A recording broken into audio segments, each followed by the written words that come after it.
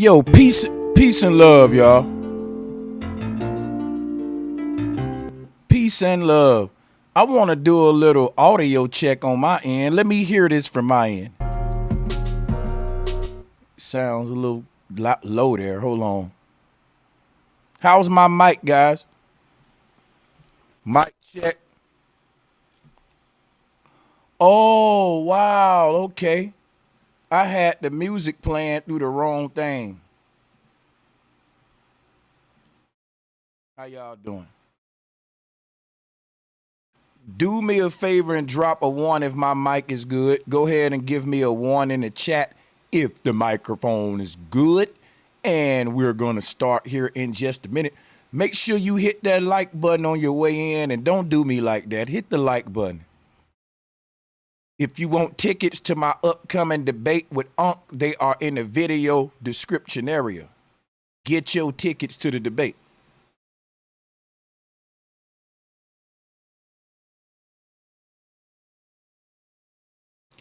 Get your tickets to the debate. What you doing? People, I'm about to take over this HOK shit, but I'm going to need y'all support, though.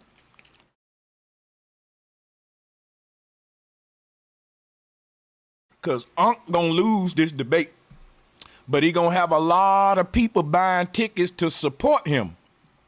So goddamn it, I'm gonna need the same. I ain't gonna bite my tongue for what I'm gonna need.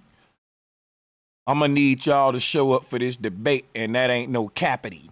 All right, now let me play this intro song, some music, so I can roll up, and we finna get ready to turn up and have some fun on this motherfucking hump day. Get ready, baby, let's go.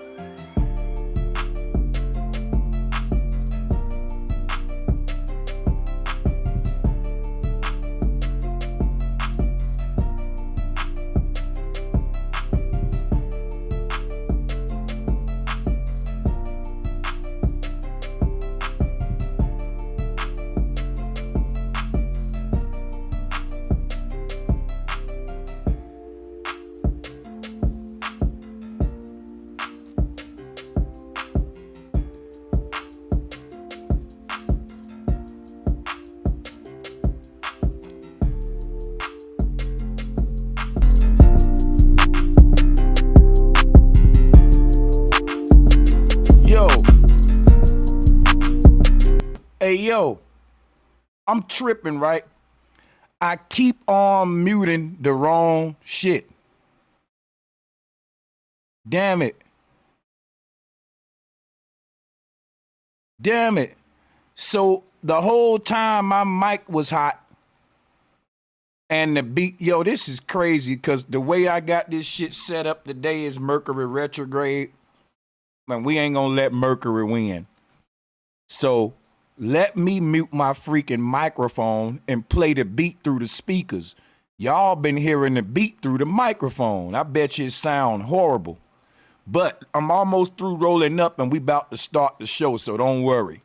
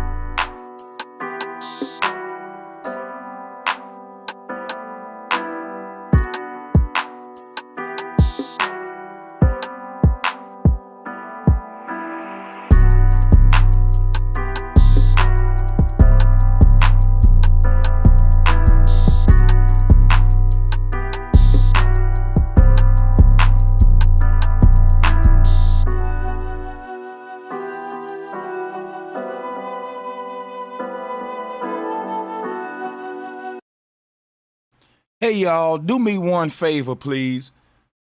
Give me a moment because I actually just had some people. Actually, I'm not gonna tell my business, but I'm gonna need a little bit longer before we start the show. But once we start it, we're gonna be rolling for hours like normally. Do me a favor. This will give people time to get in the building, like and share the video. You know we gonna turn up today. And I also want to tell you guys how much I appreciate you all when I get back. Let's check out some more of these beats, and we're gonna start in about 5 or 10 more minutes. I want to thank you for your patience. Please like and share the video. And don't forget to subscribe and hit the notification bell. Be sure to select all so that you can receive notifications every time we go live and upload to the channel.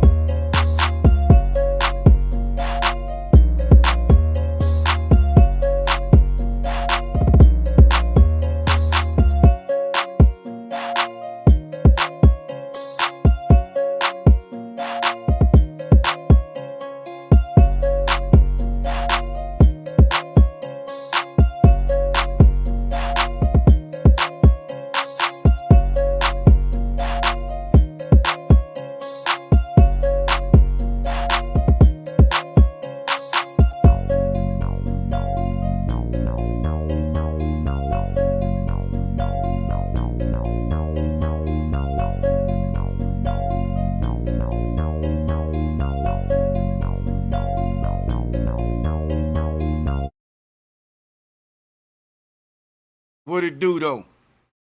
Yo, watch this though. Yo, watch this shit though. Ain't got a pot to piss in or a window to throw it out.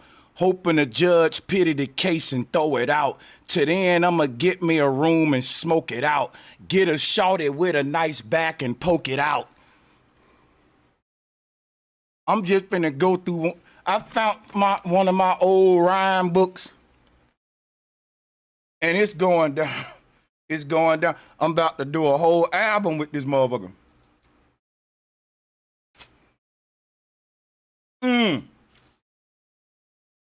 I'm bone reckless, bust like Jerome Bettis, and have the DT's ID and bone segments. All the shorties wanna lay with the thug, cause I'm doing shit they man ain't capable of. Yeah, I'm so vicious, y'all goldfishes to a hammerhead. You only G when the light on the camera red. Cause everybody want the spotlight on them. Nobody want that little bitty red dot light on them though.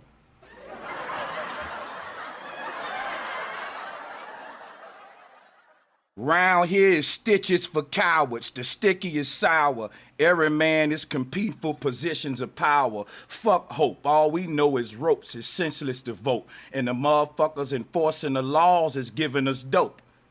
That's facts. Southern boy blowing pine in the summer clouds. Sent 5 mil home and made mama smile. Then awoke from that dream to a cup of gin and wired my big bruh $50 to the pen.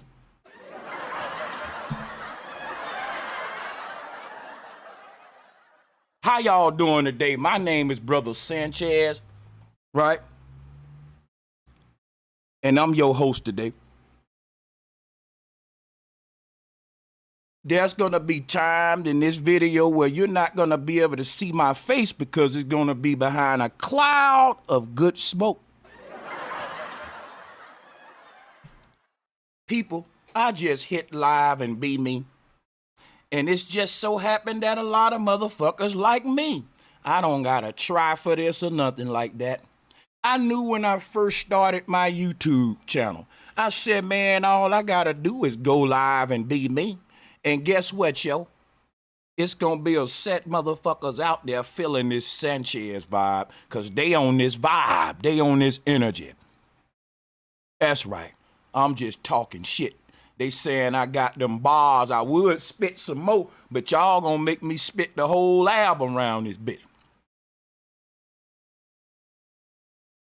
Oh yeah, I got bars, man. I got bars, motherfucker, for days though. I got bars.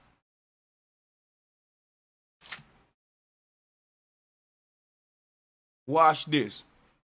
I never been scared to squeeze. I go ham like bread and cheese. My ops beg and please. Yeah, I make them dip like Rotel. Hope a nigga don't go tell, but if he do, oh well. I rap tight, but I ain't rap tight.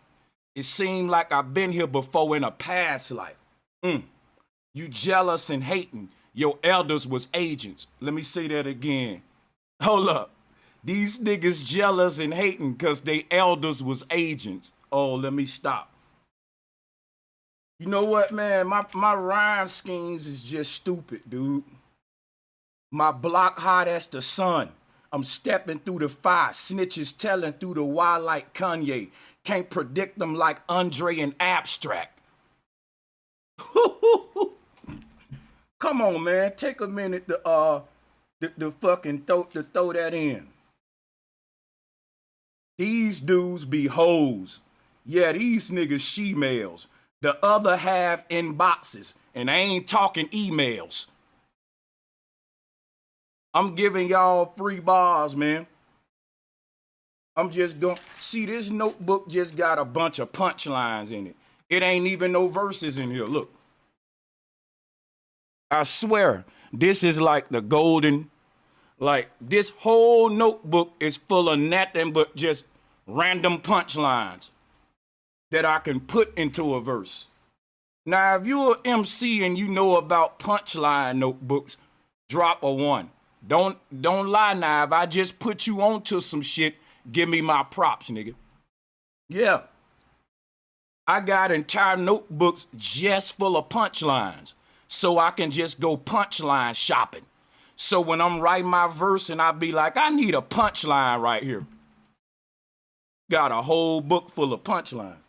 This is just one of them. We in the, and these punchlines is like 4-bar sets. I said, we in the studio, up early when the roosters crow, hash browns and homegrown from Julio. You know the usual, no spin and movable. Globalist saying it's a ball, but can't prove it though. I'm taking over the game, pinky in the brain. 20 foot is rain, yeah, this pinky get me brain. See, punchlines like that I can't spit till I get a pinky ring.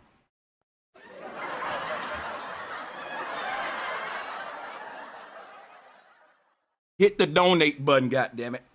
We about 20 racks away from that motherfucker.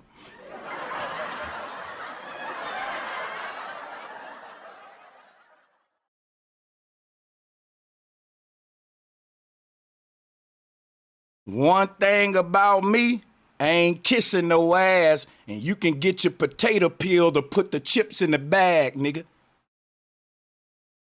See, I got the swag you wishing you had. You can get your potato peel to put the chips in the bag, nigga. That's an old punchline. I think I wrote that one like over a decade ago, boy. You can get your potato peels or put the chips in the bag. That's old shit.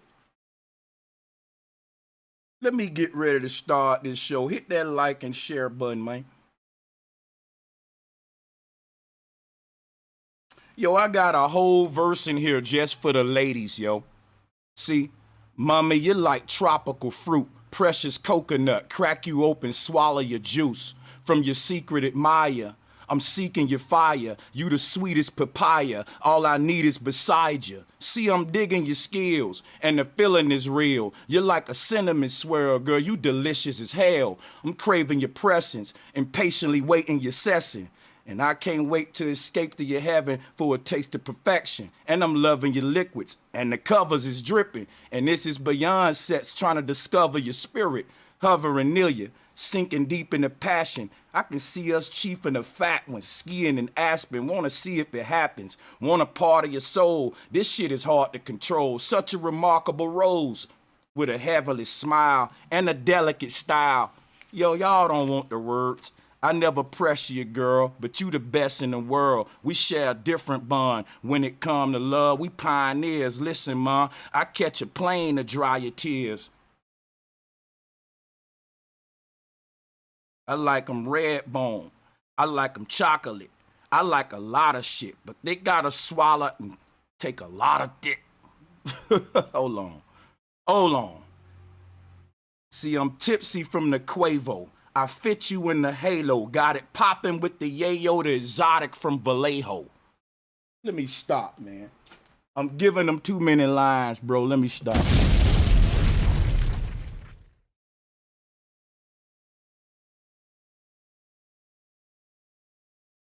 Yo, I bet you the clout stopper won't come up and go bar for bar with me. I bet you, who wanna go bar for bar with a nigga?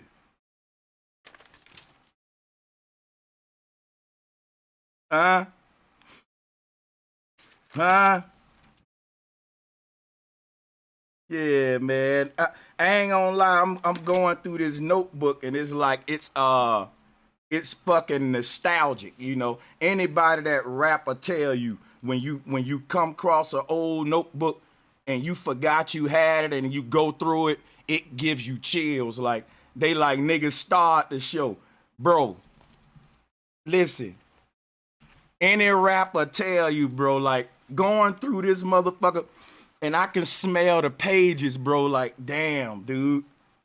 It's on, because every punchline in here is going off. My game was ill ever since training wheels, stainless steel. Around here, lames get killed, because this the danger field. Shit don't change for real. Where my money at? Ain't nothing to explain for real. smoking dro and rolling Dutches. They say I'm deeper than the ocean flow, and I'm just hoping those are open for me. Like my wordplay wizardry, that shit just come off the tongue. Niggas need to understand, like, I really do this shit. No such thing as a permanent death. Every time we leave, we return in the flesh. Making it out the ghetto was a dream that I was awakened from by the echo of a scream. Predator versus prey, who's the dominant clique? Niggas is thirsty, it's hotter than the summer, my bitch. Hold on, man. Let me put this shit up. I can't put the raps down.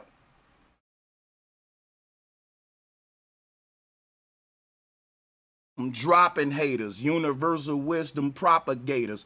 Planetary alignment's the same as your chakra layers. Can't stop the awakening, the light blocks the operation. Let me put this down, though. That's too much rapping, though, for one damn intro. We 30 minutes in and a nigga still rapping, but look, it's 300 people in the building. And they like, what is the show about today, Sanchez?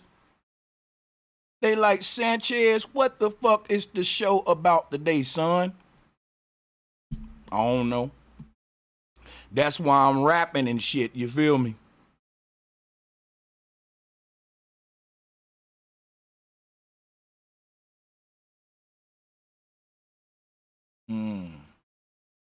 Okay, I'm checking my emails. Let me do something here. Here's one thing we can do off the back. We'll drop that on out.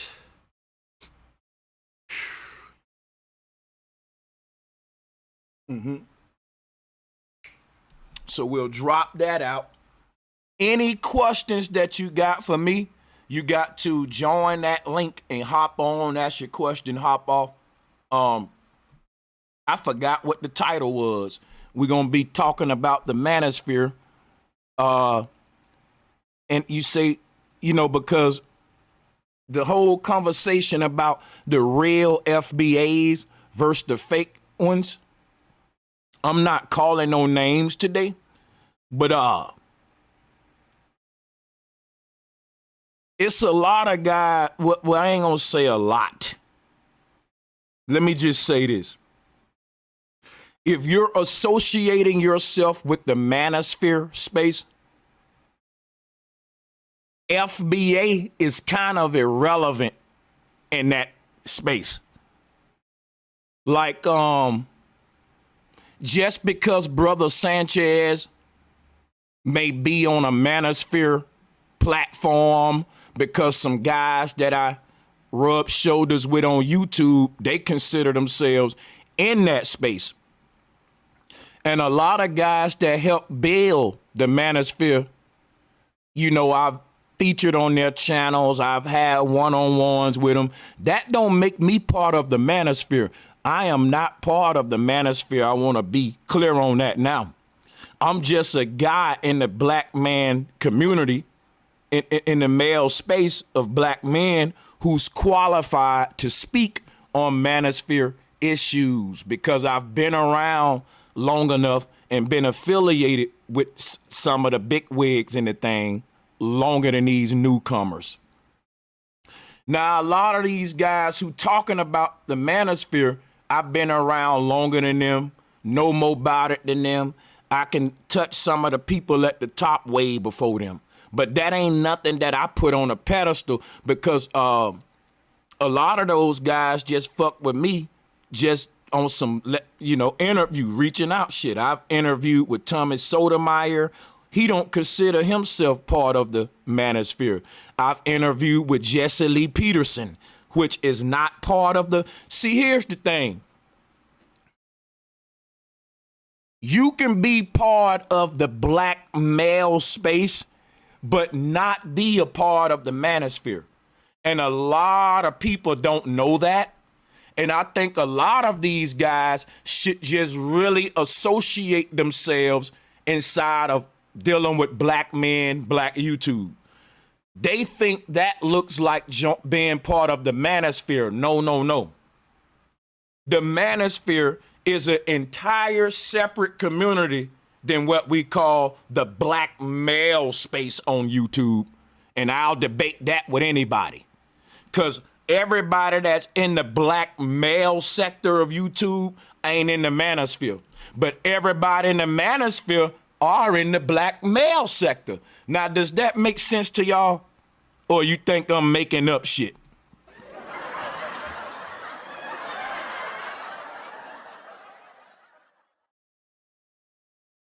You can be a voice in the black male YouTube space, but you can be like, I don't fuck with the manosphere, but you can't be part of the manosphere and say I don't fuck with the black male YouTube space. Does that make sense to y'all? Does that make sense to y'all? Try to simplify it so we can get some clarity what's going on and shit in the community. Well, what I mean by that is when you part of the manosphere, you a pill popper. If you tell me, Sanchez, I'm part of the manosphere, I'm going to say, what set you from? That mean, are you SYSBM? Are you pump and dump? Are you fucking alpha male, beta male, sigma male? Yo, you just can't tell me you manosphere. It's so many goddamn avenues within the manosphere. Are you IPMOR? Are you IPMOR? Are you 2.0?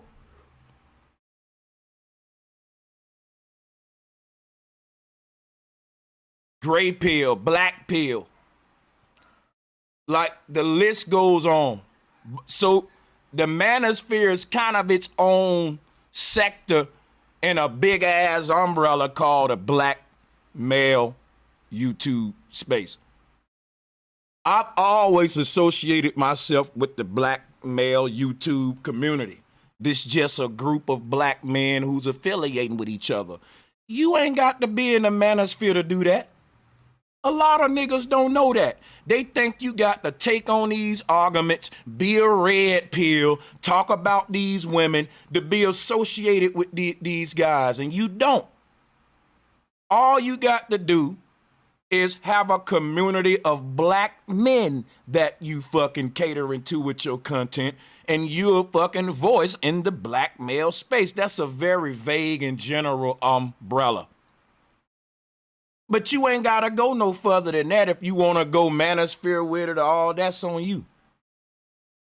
Yeah, MGTOW, that's another one.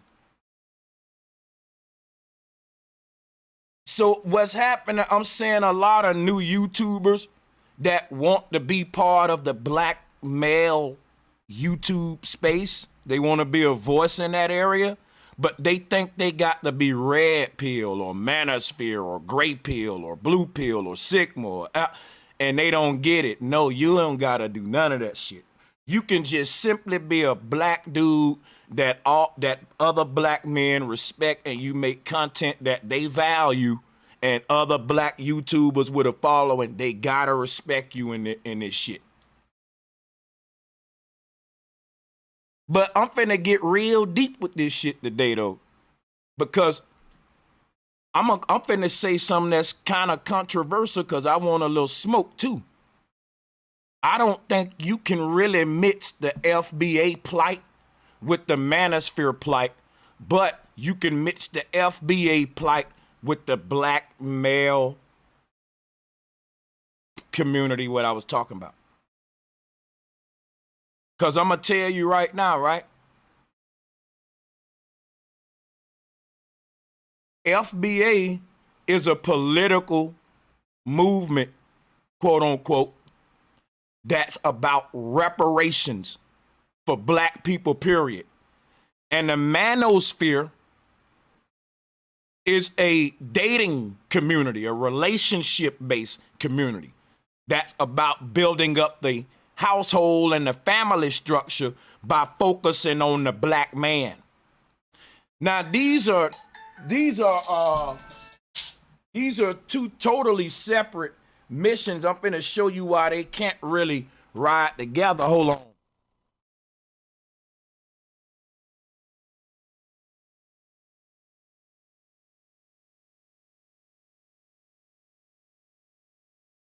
All right, so yeah, like if you in the manosphere space, your main focus is the family, the black man, and really challenging the flaws that the black woman is normalizing. Not just the black woman, women, period. And but if you just a brother that's just say you follow Tariq Nasheed, you FBA.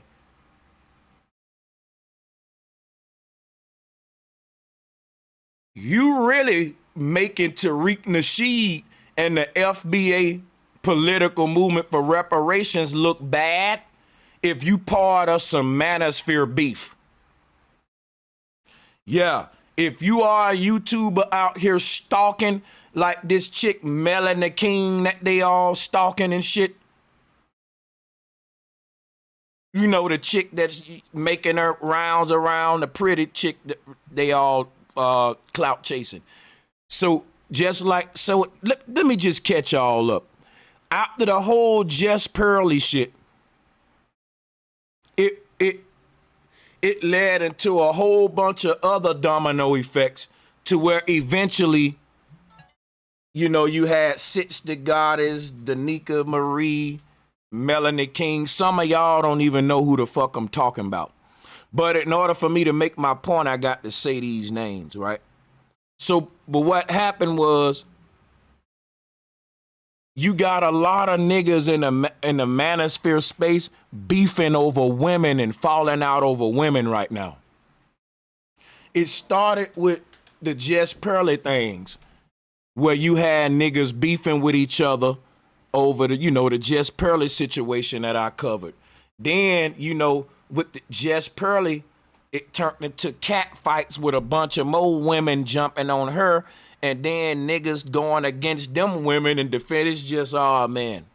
So, to make a long story short, in the midst of all this chaos, right? I see a bunch of dudes talking about FBA, but they ain't really talking about reparations and nothing political. They are arguing about manosphere shit and stalking Melanie King and goddamn getting into gossip ass, you know, little petty manosphere dating ass shit, you know. And I've been rocking with this FBA and this Aboriginal thing for a minute, and I ain't gonna call no niggas names, but what I'm gonna say is, yo, if you out there repping this FBA shit, but you, every time we turn around, you in some manosphere beefs, you ain't really fucking with the FBA shit. You using that shit. And you ain't real with it. It's been a lot of niggas out there making this FBA shit look goofy. And I'm questioning if they even really black, man. Like, they don't got the swagger like the black man in America. Now, I'm not gonna call niggas names. One of the niggas, you know, I respect his work and shit. He's a Nigerian guy. We about to talk about these foreigners and immigrants. Cause let me say something. Drop a one if I should call names. Drop a two if I should be professional and subliminal like everybody else do when they covering certain topics. I don't know how to take it, but you know I don't give a fuck though, you know. Let me know how y'all want, one or two. So, but yeah. It's a lot I want to talk about. You got a lot of black guys who are immigrants, they Nigerians, they are from different tribes in Africa coming over here. Like, hold on, let me see. You can only vote once, Amir. Quit cheating, nigga.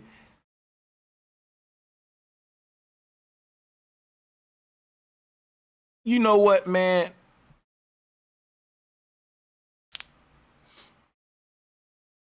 And then, you know what? I also need to call these names so I can give these guys some traffic.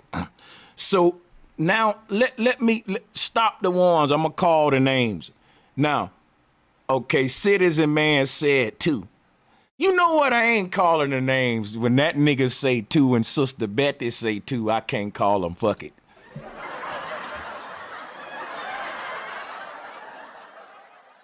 I can't even cap, man. Hey, I gotta, it must be a good reason. Yeah, let me stay subliminal, man. But check this out, though, right? But you got these immigrants, and I'm gonna drop the link, right? This is a dude on YouTube I'm talking about, and I respect this guy. He's a Nigerian. He's trying to get in the manosphere space. And one thing he was telling the other guy he was beefing with is, at least I'm with a black woman. I'm a Nigerian, but I married a black woman and you didn't. And I want to say something about that. To every African or Nigerian or foreign guy that comes to this land, you don't get the same black status that brother Sanchez get over here just because you married one of our black women. And I'm not trying to sound like a coon, but dude, that's easy to do. You think it's that easy to get you a black man card? Nah, nigga, it's harder to get your green card. I mean, it's easier to get your green card and to get your ass over here. I got to check y'all immigrant niggas for a minute. It's a lot of shit y'all doing that's off code, and you got a bunch of fake ones around you, but they ain't telling y'all it's off code. I'm the real FBA. This shit, the niggas over here, we're the real FBA. All of you immigrant niggas and white boy acting black dudes, dude. If you can't spit bars like how I spit right there or even vibing to it, you ain't even FBA. Dude, will the real FBA please stand up? Please stand up. Please stand. I swear it's a lot of corny dudes, and I'm like, bro, you not FBA. Some in your blood that's off. It ain't got the swagger like FBA. It's a vibe that the black man in America got that you can't fake it, son. And just by you fucking one of our women, you don't get this same black vibe. See, I can't go to Nigeria and fuck a Nigerian woman and think that the Nigerian men all of a sudden gonna make me equal to them in their society. They gonna say, cool, my nigga, you a little fly nigga. You got laid. Our women get horny. Shit, they women, we human. But you ain't gonna just fuck your way to our hierarchy and our goddamn ranks, nigga. If you are a real black man in America and you married to a white woman, I'm clicking with you more than a Nigerian dude who married to a black woman. I want y'all immigrant niggas to write that down. The black man that's born and raised on this land can be married to Becky. And I'm riding with him more than you immigrant niggas, even though you married to a black woman. You immigrant dudes need to quit coming over here and think you gonna marry a black woman and be on the same level as us black men over here and shit, nigga, who been fighting and developing the culture and shit. You know how easy it is to fuck? That's an insult to us, my nigga. For y'all to have the idea that at least I'm with a black woman. Dude, I don't never want to hear one of you foreign dudes say no shit like that. We don't care that you can fuck our women, dude.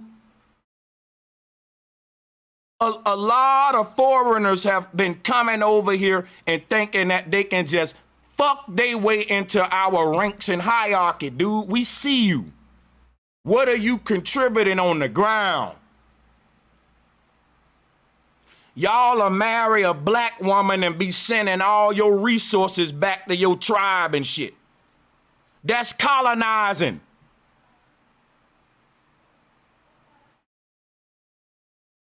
Man, I gotta check these immigrant niggas today, bro. They doing a lot of off-code shit and ain't nobody telling them that because it's a lot of... The carnage disease is prevalent right now. I don't know if you've been watching the news, but the carnage is at the carnage, the goofiness, all-time high right now. Wear your mask, son. Put your mask on.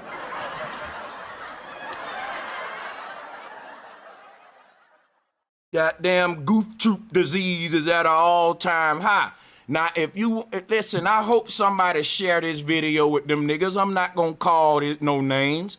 If you know an immigrant nigga that's saying, I got a black woman, dude, you embarrassing that black woman. You look goofy over here in America doing that. You look so obvious that you said, I know how I'm gonna get in with these niggas. I'm finna get Tiffany number. Dude, you insulting our race. I can take my ass to any tribe in Africa right now, and I got a good chance of fucking one of y'all women. But I don't got a good chance of infiltrating the ranks of y'all men. Them, listen, they can only do that with us, man. But black men in America, y'all think y'all really FBA, but y'all ain't on code for real. I wish Tariq Nasheed would have a fucking FBA convention so he can show y'all niggas what I'm saying. Cause I swear if he was hearing this shit I'm saying, he'll say, right. That's right. Cause I'm a real FBA nigga. I'm born and raised here, black man, black mama, black daddy. I know I can feel, nigga, I'm connected with the people. That's why I can talk like this and all the black folks like, damn right, Sanchez. But I'm also giving you immigrant niggas some game because you're looking goofy out here.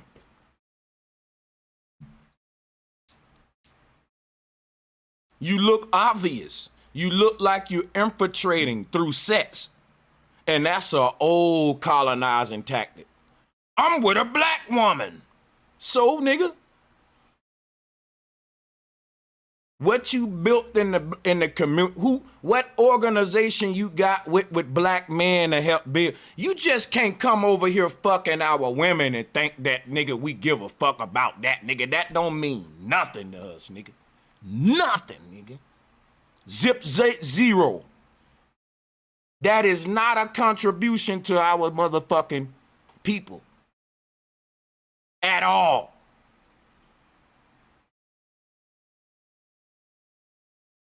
Now let's move on to the next goofy point that these niggas is doing. You got niggas saying,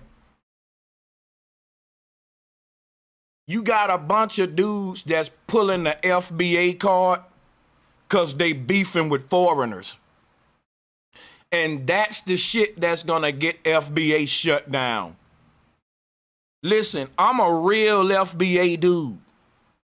And there are some real ass Africans that rock with black people. Shout out to all my Africans, nigga. And shout out to all my real ass Pan-Africans too, man. Let's give some love to Africa right now. Shout out to all my brothers from goddamn Haiti, Jamaica. Listen, shout out to all my black brothers across the diaspora. Across all over the world, nigga. Because we all got the same common enemy and we got to work together. But that's why I got to say this next thing.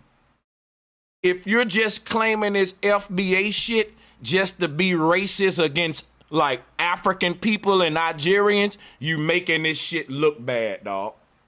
You making it look bad. I'm seeing that happen, y'all. I'm seeing a lot of folks that's so proud. It's like it's fake because they not really FBA. They not really talking about reparations. They only claiming FBA to have this card to be able to talk shit against Nigerians. And they just got this racist toward black dudes in the diaspora. And FBA ain't about that. FBA ain't about that, and goddamn it, I'm speaking for Tariq Nasheed himself right now. If I'm wrong, he can motherfucker, I'll take this video down if he correct me. I'm pretty sure Tariq himself will say that's right. FBA, bro, we don't hate no Africans or nothing like that, bro. We got love, dude, for our brothers, goddamn it, across the diaspora. Is you crazy? But a lot of folks don't get it because they see us roasting these tethers. They see us, it's a lot of these immigrants that are infiltrators, agents. You gotta watch their ass. And when we spot them, we merciless, nigga. We roast their ass, just like Tariq do. And you lifelong ops, you can't apologize. We don't want nothing to do with you. You're an enemy. Once we spot that you. So my thing is this right here. We don't go after all of the immigrants with no energy like that. It's open arms to nigga. We ain't stupid and shit, but I'm just saying we don't got no hate for brothers, goddamn it, in Africa. People who think FBA about that, get that out your head, man. And I'm saying that I got to say this because it's a lot of folks, bro, the shit they saying about Africans and Nigerians is gonna get FBA shut down. It's hateful shit. Crazy thing about it, the people who they beefing with are not tethers, and the beef ain't got nothing to do with reparations or FBA missions. It's they personal beefs with these foreigners. And they personal beef with these foreigners ain't done nothing against FBA. I'm telling you what I'm saying. You can't make every fucking foreigner an enemy of FBA just because they pissed you off or you got, that's the shit that FBA don't need. We don't need that. Can't do that, man. Hey, check it out, right? If you got a beef with a immigrant and it ain't got nothing to do with like why we would beef with immigrants on some FBA shit, because if you got an immigrant saying you don't need reparations, America is great, you black folks is lazy, you need to beef with them. But if you got an immigrant that you just beefing with because y'all fell out about some little petty little stupid shit that ain't got nothing to do with the immigrant ain't do nothing wrong. It's just some liberty bullshit beef. And now you want to call them a foreigner and put the FBA behind your personal beef? Nah, bro. Get off of that shit right there. Knock that shit off. In the words of my nigga Send for the P, rest in peace. Yo, knock that goofy shit off, man. Knock that shit off, man. Knock that shit off, man. You just can't fucking just pull the FBA card on every immigrant just because a Nigerian stepped on your shoe, my nigga. That, like, and the Nigerian didn't even, he may be fucking beneficial to black people. But y'all got into a fucking road rage on the road and you talking, fuck you, you punk ass Nigerian, you ain't FBA. Nah, man, that's inappropriate use of this FBA shit. This ain't no gang.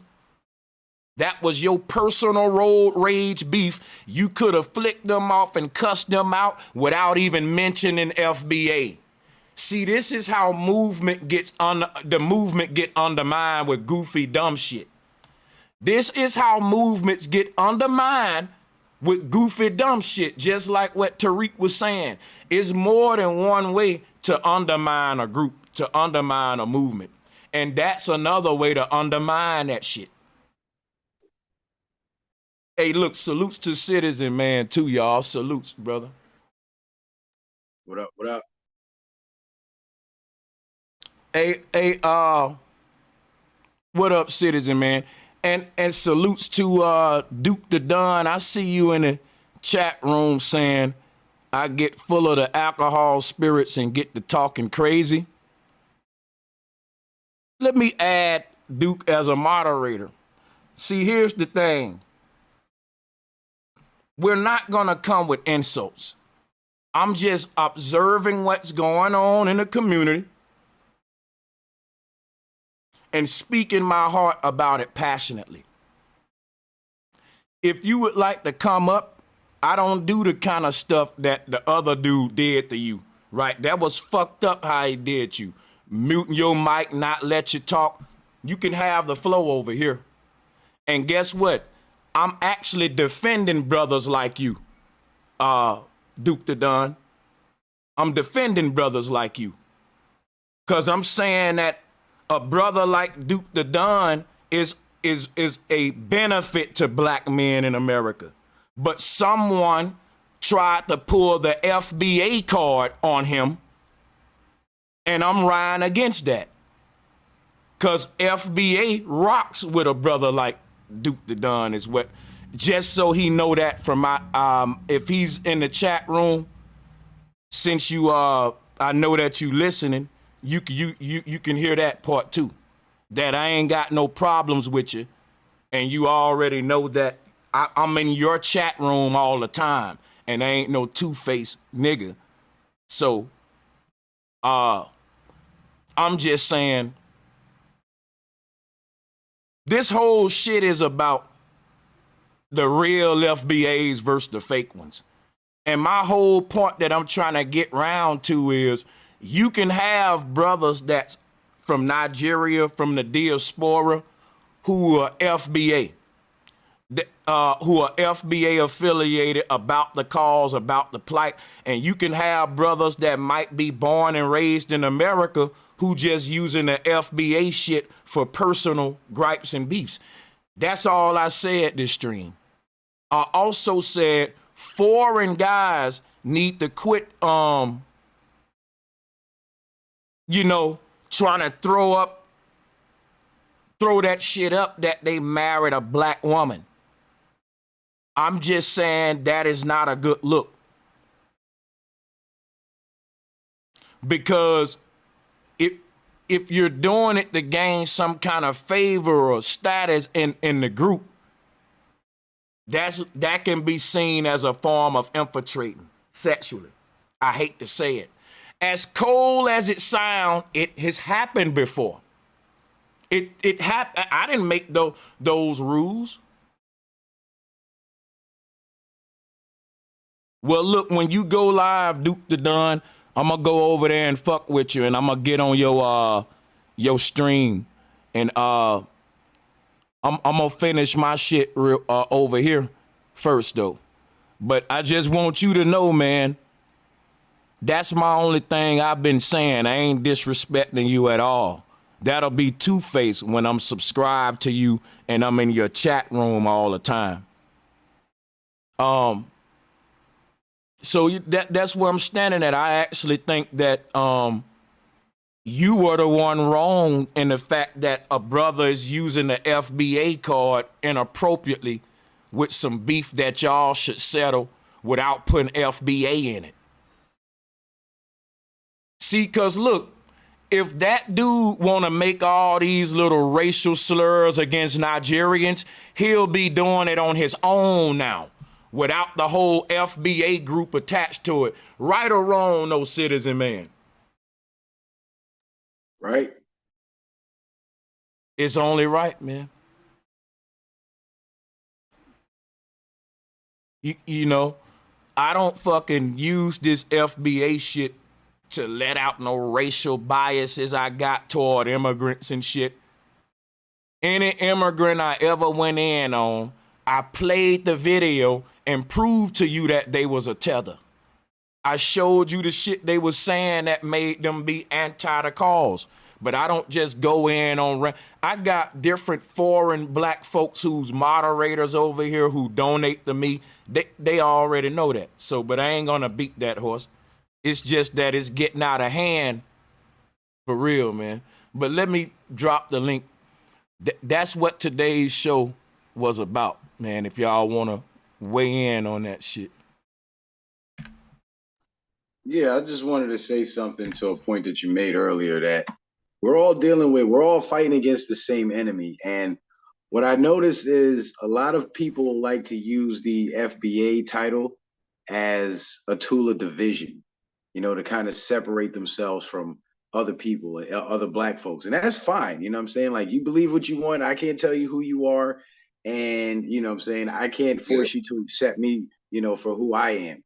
But and I'll be honest with you, bro, Sanchez, I'm not really the biggest fan of Tariq Nasheed. And I feel like he's one of those people that uses that label as a weapon against other people who are just not in agreement with him. and it kind of just, it does more harm than good. You know what I mean? Because once we start because we're already divided as Black people in America. We're divided, the Black people, the white people, the Hispanic people, whatever. And then for us as Black people in America specifically to divide ourselves into little subgroups just further helps the enemy agenda with divide and conquer. So the reason why I take the position I take, and I don't play the immigrant FBA Aboriginal card, I look at it as American. We're all here. We all grew up here. Some of us were born here. Some of us weren't. I wasn't, but I grew up here since from the time I was a toddler.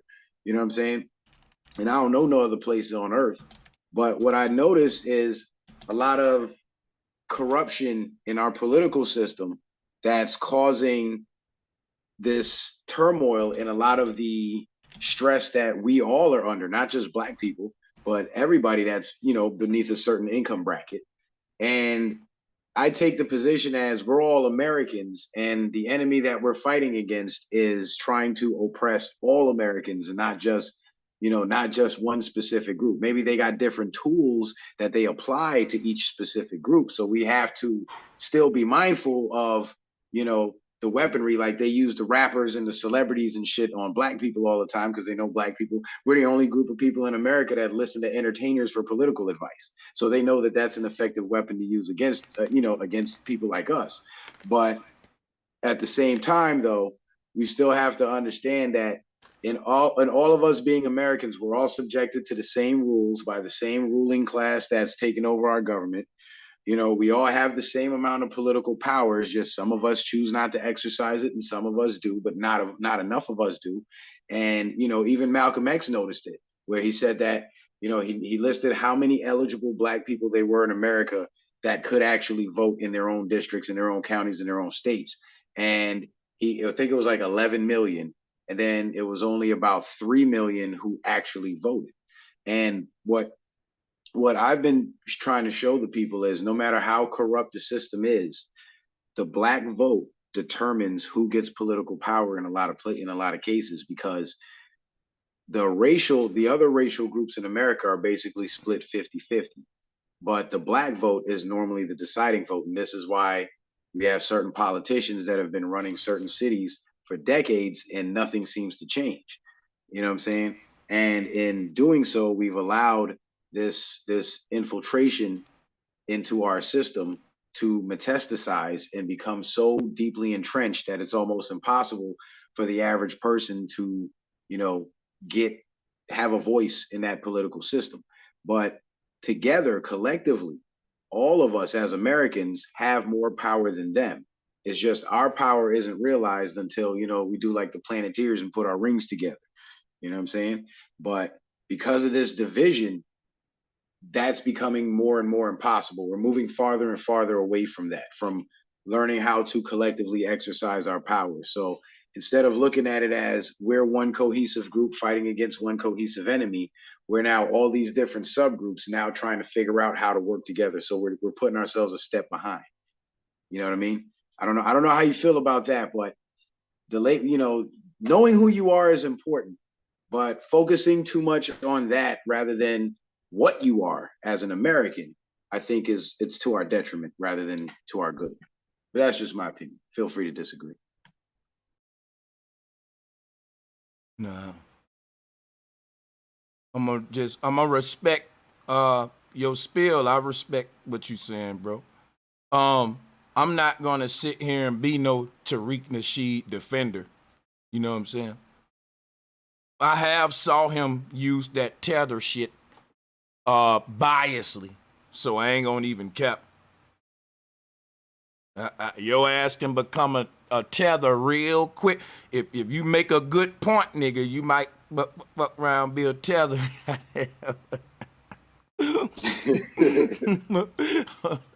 ain't gonna even cap. Citizen man, call that shit out. Yeah, I be peeping that shit too, though. He do that, though.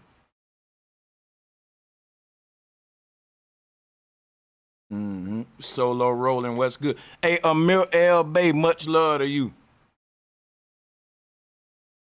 So, man, but Oh, what's good? What's good, Sanchez? Man, I seen you was out here spitting earlier, man. I'm seeing if I can get that feature, man. Hope you ain't gonna hit me for an arm and a leg for that feature, man. Hey man, look here. I ain't gonna hit you. Dude, just send me the beat. Send me some and let's do it. Fuck it. But you For know, sure. I got to get my setup. Man, I might have to just spit. I need to fucking just record my shit right here in the garage and quit all of this over perfecting it. I'm thinking studio time, paying studio time. I got all Music this equipment. videos, man. I think it's about time, man. Sanchez with a music video. You hit a cool 20,000 first video easy. That's platinum in the hood. Yeah, I need to I got all this equipment and I just need to fucking just, at least try to, cause look, on some bullshit was recorded in a garage. People love that shit. And it's crazy how a nigga, I'm thinking, yo, when I do my album, I want to go like this big studio, get the big video motherfuckers. But, that might just be your second album, third album. I might have to crawl for a walk, you know what I'm saying? But salutes. With salutes to that. It's a lot of things I'm thinking about with that, I want that shit to be big. But yeah, hey, bro, man. I just wanted to add one more thing, man. One more point before because I'm about to jump off of here in a second. For sure. To the whole tether, the idea of tethers, right? I was thinking about it, and I think the real tethers are the people who come here from foreign countries that happen to be of a certain color, and they use that term minority to get a leg up on the people who are already here fighting to get that leg up. You know what I'm saying? Because somewhere along the line, every bit of legislation that said black was changed to minority, or they amended it to say blacks and or minorities. Once they put that minority word in there, that's when you started seeing the tethers. Right. So anybody that's using those, that minority term to get ahead of black people, I think those are the tethers. Not the people who, just happen to have a different opinion or happen to disagree. I think the people who are actively playing on that term, because that's how they rigged the game against y'all. You know what I'm saying? They open the door for non-Americans to get ahead of Americans by using minority rather than black American or Negro, or, you know what I'm saying? Terms synonymous with American. Yeah. But one thing I wanted to point out, man, and I don't care if niggas like this or not, it is not FBA's mission to expose chicks on the internet. And I don't care who you is. That's the point that I was making with the video. Like, and salutes to everything Citizen Man saying, cause he just kicking nothing but the real, man. For us out here, I ain't pushing back. I just had a couple of things I wanted to touch on that I saw happening, and guess what? I ain't scared to bite my tongue. I'm just saying, goddamn it, man, I like this whole FBA shit. Even Citizen Man just said, how can I enforce a nigga to use the FBA shit in a legitimate way if the founder, Tariq Nasheed, we can prove he's misused it for, bias reasons. Self-serving reasons. Yeah. So I guess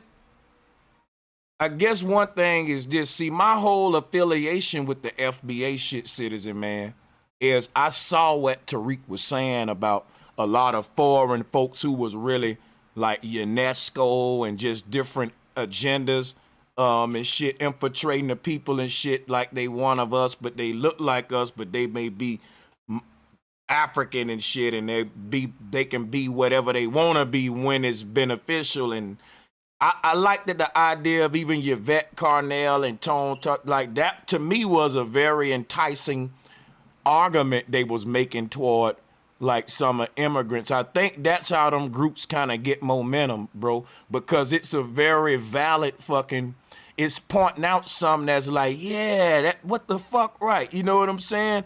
And when you see the immigrants doing it, it's triggering. So that's how they get these followings. I kind of got behind it because of that. But I would say, yeah. Oh, my bad. Go ahead, finish your point, brother. My bad. No, I would say maybe I ain't gotta get behind these two groups to make that point because that's all the point I wanted to make.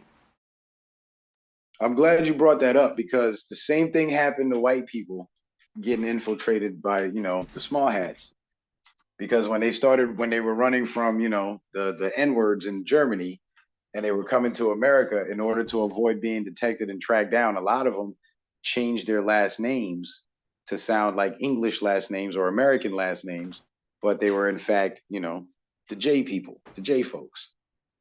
So this is not the first time that it's happened where foreigners have come in and infiltrated, domestic American groups and, use the power structure to their advantage to get a leg up on actual Americans that were here. It's happened plenty of times before, and that's just another example of when it's happened. It's just now happening to black people now. Yeah. Yeah, somebody Maybach said FBA is not in other people's business. But check it out though, man. Like I think the future of the FBA shit is gonna be mudded down. It's gonna be Tariq never did really distinguish that shit. Like it's kind of just open. It's more like a hashtag, and when it's like that, hey. So hey, anybody can put their shit behind it. So that's with ADOS too. These groups have a very vague presence in the world. Like they ain't really established. Like when you say, "Where's your brick and mortar building at for your group?" I don't know, man. I ain't got nothing against none of FBA or ADOS. I support both of them from a distance, but yeah, that's all I would say. But salutes to the chat room. Who else want to join? Hey, bro, I gotta jump off of here, man. I gotta get going because Okay. I'm about to fire my show up at 10:30. So I don't know how long you plan on being on, but feel free to stop by, man. I'm talking about the military, operating domestically and NDAA and that type of stuff. So if you want to, tune in and check it out, man. Appreciate you. Yeah, as soon as I get off here, man, if you still alive, then we'll come over the show, man. Yeah, I appreciate that, brother. I appreciate that. And still gotta have that debate, man. Still gotta have that debate, but I'm gonna email you. Yeah, do that. We gonna do it. All right, for sure. Yeah, much respect. Peace to the chat. Peace to everybody. Flat power. Flat motherfucking power. Hey, you guys want to click that link? You go right ahead. Also, let me just let you know, Saturday, May 13th, going up against the brother Unc dealing with gravity. Is gravity real? Flat Earth, Globe Earth debate. You can get your tickets in the video description area, or you can check out the link that's pinned to the top of the chat room so that you can go ahead and get it out the way, and then you can just wait. And damn it, we need a time on that. I just know there's a time ain't on here. Go ahead and get your tickets. And I'll be getting with Sarnetta for a time on that. So just stand by. We'll get with y'all a time before that go down. But yeah, we're going to keep this thing moving. Make sure y'all come out and support your boy.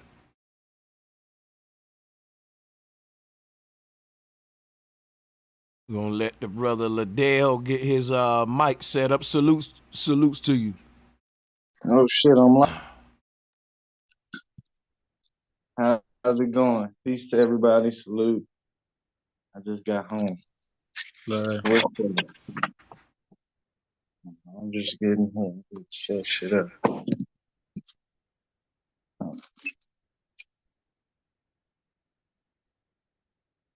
Hey, much love Hey, to my brother Liddell, man. 100, man. Hey, for real, I got a question though. What is retrograde? Like, how does that work exactly? Hell yeah, bro. Good motherfucking question, right? I gotta cut the camera on because we in retrograde, y'all, right? And let me tell you, retrograde is when Mercury, the messenger planet, falls back. It goes. Just say Mercury goes. If Mercury is right here and this is our Earth, right? Mercury goes further away from us. So when that happened, it fucks with communication for a while because Mercury is the messenger planet. That makes sense. So contract agreements, electricity, gadgets, you'll notice that a lot of what you call bad luck spurts and arguments and shit, it tend to happen within a Mercury retrograde. And I have living examples of that, which is why I debated against astrology. And then after experiencing a couple of fucked up moments during and realizing all of these moments took place during retrogrades, I said, you know what? This astrology shit real because it's like if you know that it's raining outside, you wouldn't plan for a picnic, but it's certain forces in the heavens that govern communication, logic, thought, intuition, instinct is different stars governing that. And if you know that these particular stars are in retrograde, it's certain things you wouldn't do during those times. Like for example, I wouldn't plan a big speech presentation during a Mercury retrograde because I'm delivering a message, and Mercury is the messenger planet, and it's further away at this time. You see what I'm saying? So I'll wait till the retrograde is over and do my damn speech, and it's like, and that shit is real though. It's real. It's just certain things that you do during certain times if you want better results, and certain things you don't if you don't want bad results. And I'm starting to live by the stars now, and it's really making my life up. Man, I ain't gonna even cap, bro. I swear, bro. I know during Like living, yeah.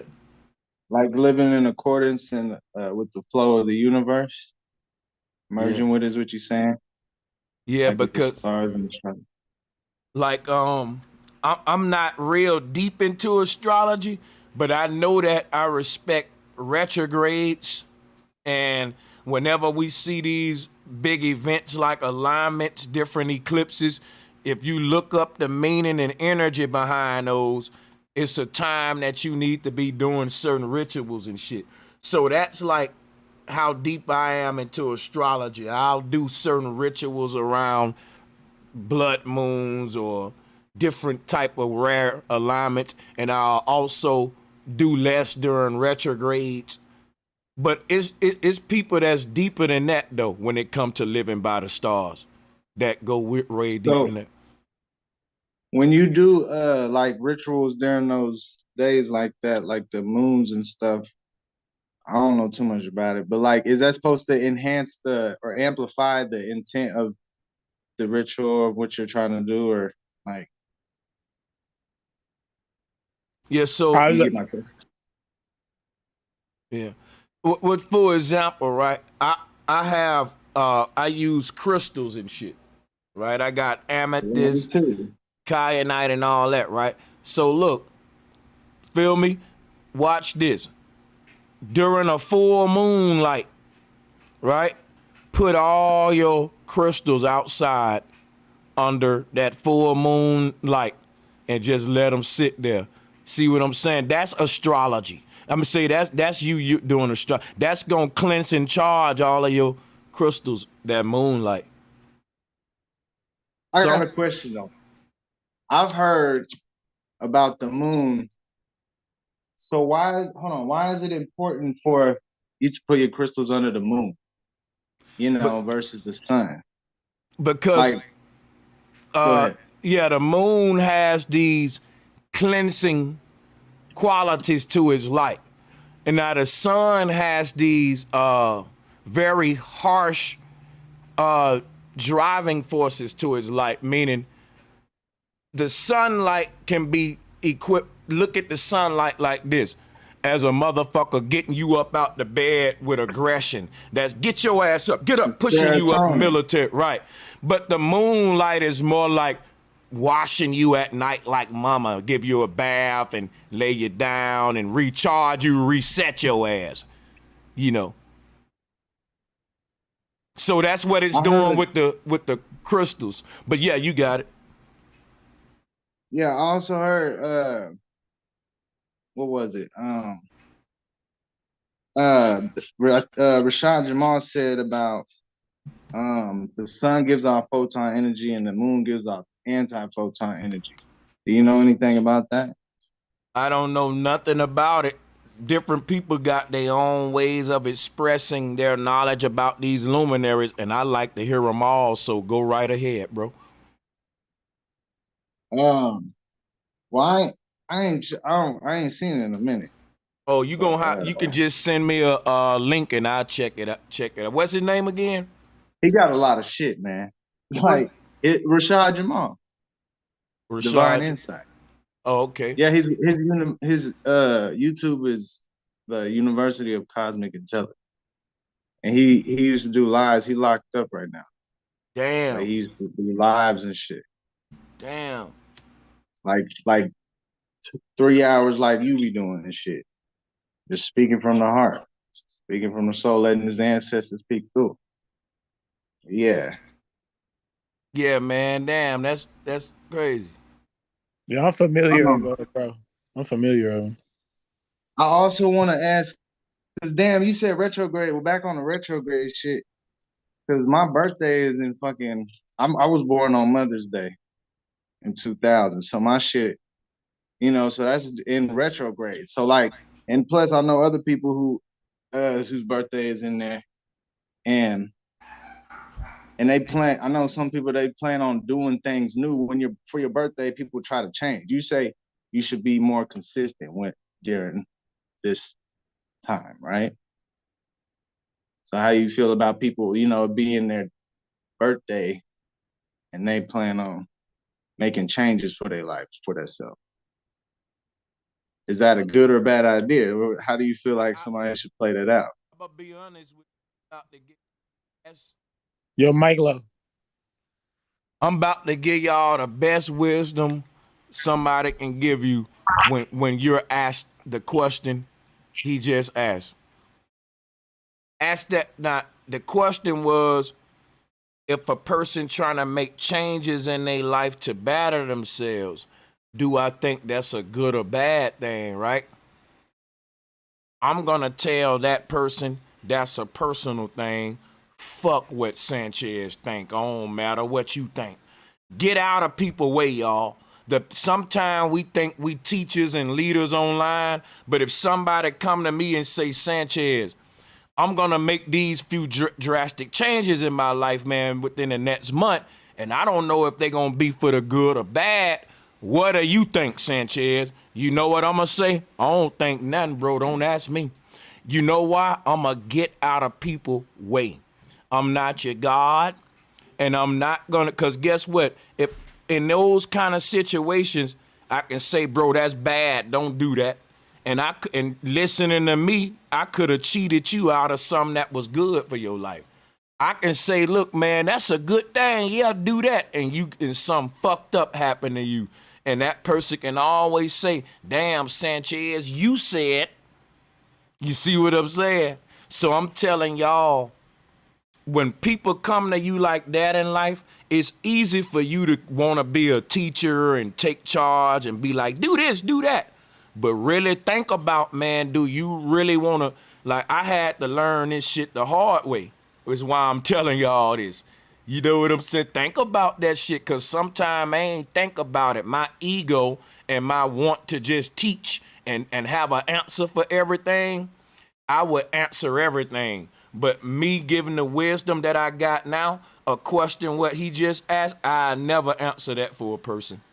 And I love that I've risen to a point this wise because I just freed myself of a lot of, shit that I would make a mistake when I was younger and shit. But I know when to give my expertise and wisdom and when not to. But if a person come to you like, bro, I'm going to make this decision, man. I don't know if it's going to be good or bad. What you think? Nigga, if you don't know and it's your life, how I know? Fact. I ain't going to even play with you like that. I'm out your way.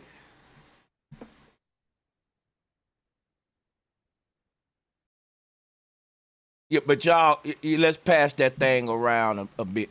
I will tell a person, though, I wouldn't do no major changes around, in no retrograde. I will tell a person that, though. I would say during retrograde time, prepare yourself for the major changes. That's just like I'm about to start doing, what is it? I'm about to make, and I shouldn't be telling people my ideas, but I'm about to come out with flat earth calendars, right, for 2024. So for every month, right, you're going to have a flat earth fact, something to debunk the globe for January, February. I'm going to make it my thing because what I said is everybody in the flat earth got a calendar. All of us got calendars. Guess what? You're going to get your calendars from me now. I'm making us flat earth calendars every fucking month. Gonna have some shit for you to debunk. You can even use that calendar if you're a debater. I'm giving you a different argument on that bitch every from January. I might even have some holiday related arguments with the flat earth shit in certain months. But I'm gonna get creative with these calendars. I'm also gonna have flat earth calendars where each month is a different ancient cosmology. So January might be Hebrew cosmos.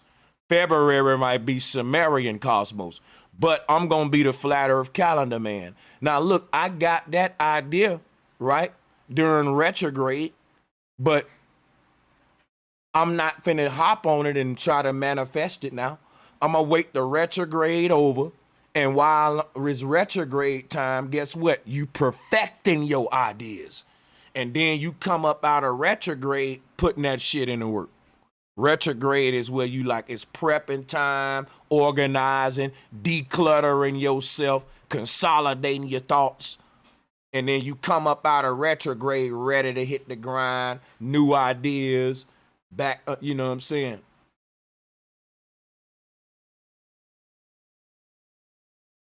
I'm finna have them calendars, though, for y'all last, though. Them flat earth calendars. Just be on the lookout. That's what's it. Hey, let me drop this link again to y'all. Salutes to y'all. Yeah, man, like, I can't lie, man. Like, 2014, 2015, I started Bro Sanchez TV. And I had like 50 views on my first video. And then after that, I had like 100 views on that one. And I remember me drinking a little bottle to celebrate that.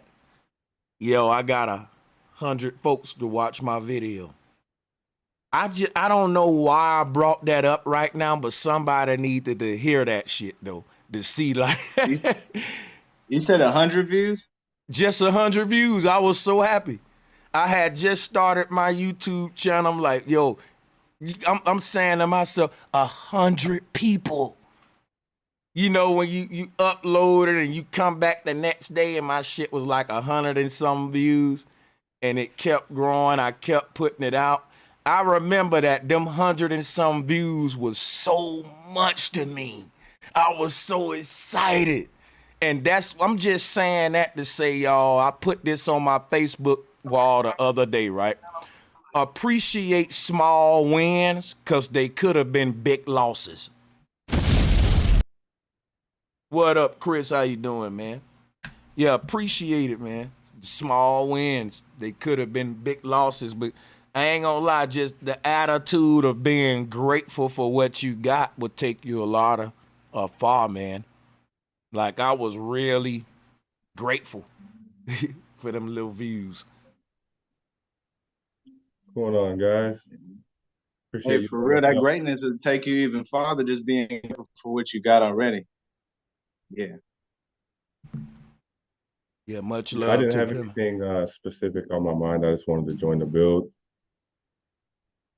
Hey, But the make sure. calendar, Yeah, I just wanted to say the calendar, that's a good idea. I'll definitely get a calendar.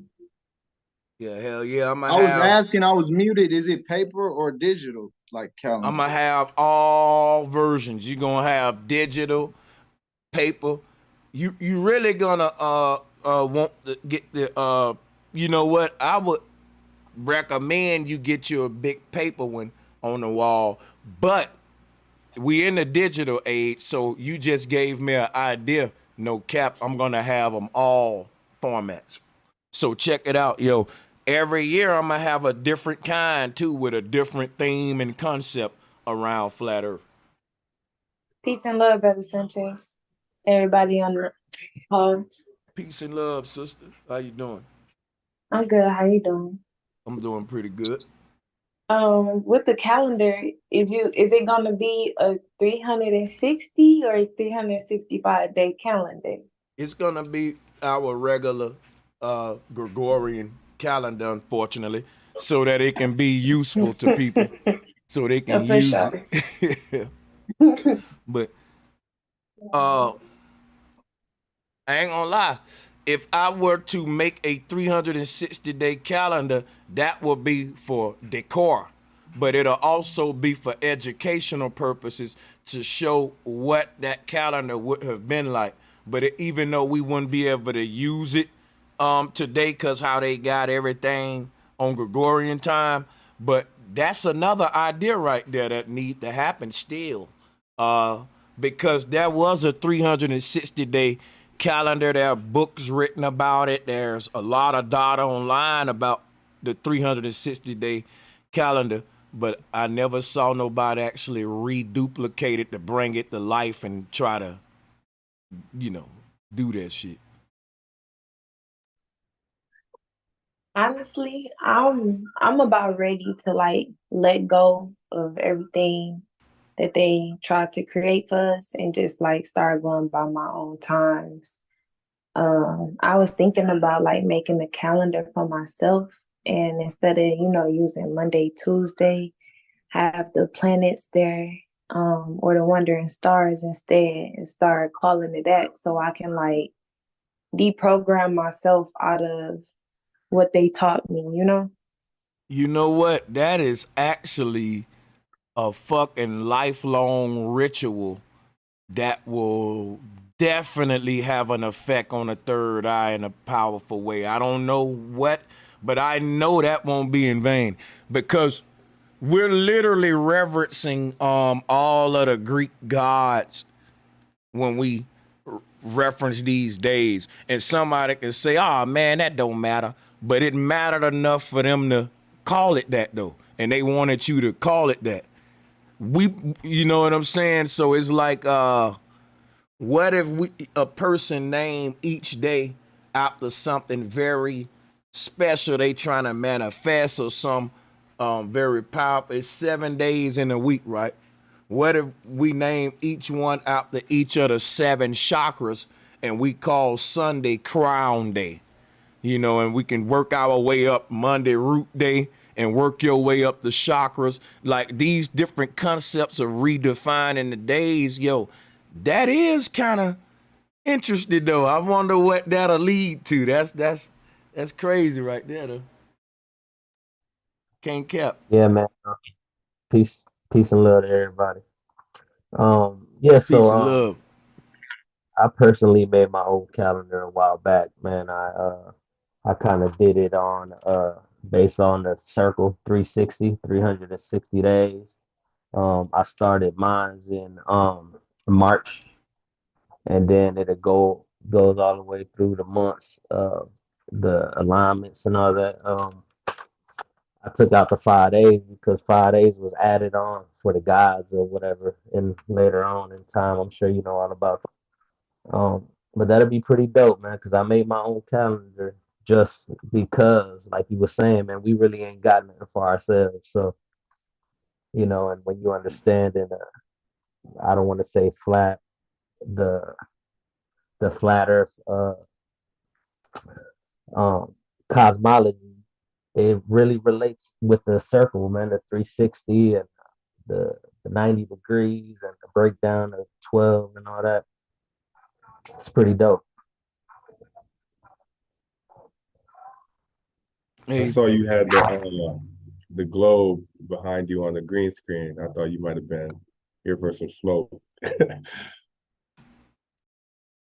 You muted, brother. Oh, snaps, my bad. No, that was just the only background I could find for the green screen. Hell yeah. But nah, flat power on the back for sure.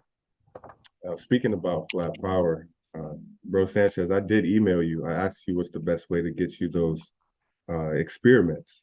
I don't think I heard back from you though.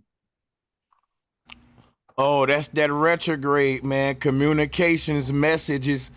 Let me check my email now, though. I could just send a follow-up so it's back up on the top. I bet it probably got Yeah, lost in all. there you go.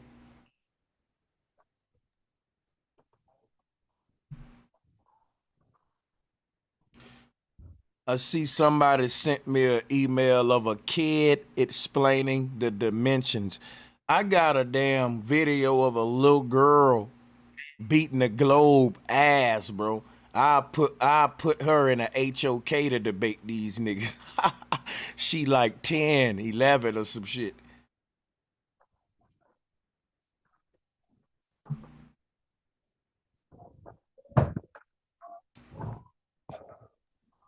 So when I'm at work, right, and I'm sure a lot of you guys can relate to it, uh, I'm surrounded by a bunch of unconscious people. And, like they're not aware of the globe or, I mean, they're not aware of like flat Earth. They're following everything the mainstream media says. They listen to everything that the white coats, the doctors, and the scientists say. And man, I'm so quiet at work because I just want to like debunk all of it, but at the same time, I just want to be peaceful without having a whole bunch of tension. So I'm just like, I'm sure y'all know how I feel when in that type of situation.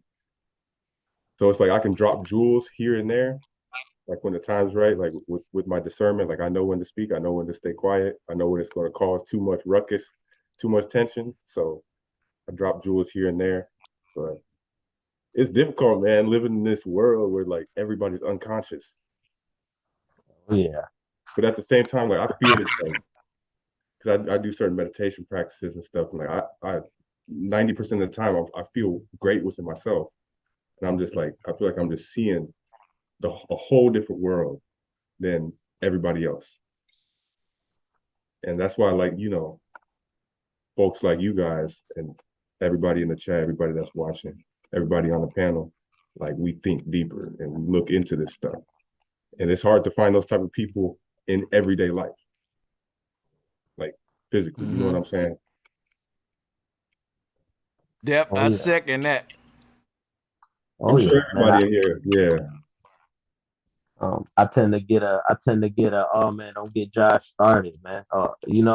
Just cause I tend to go left every conversation, or that's what they seem to think. When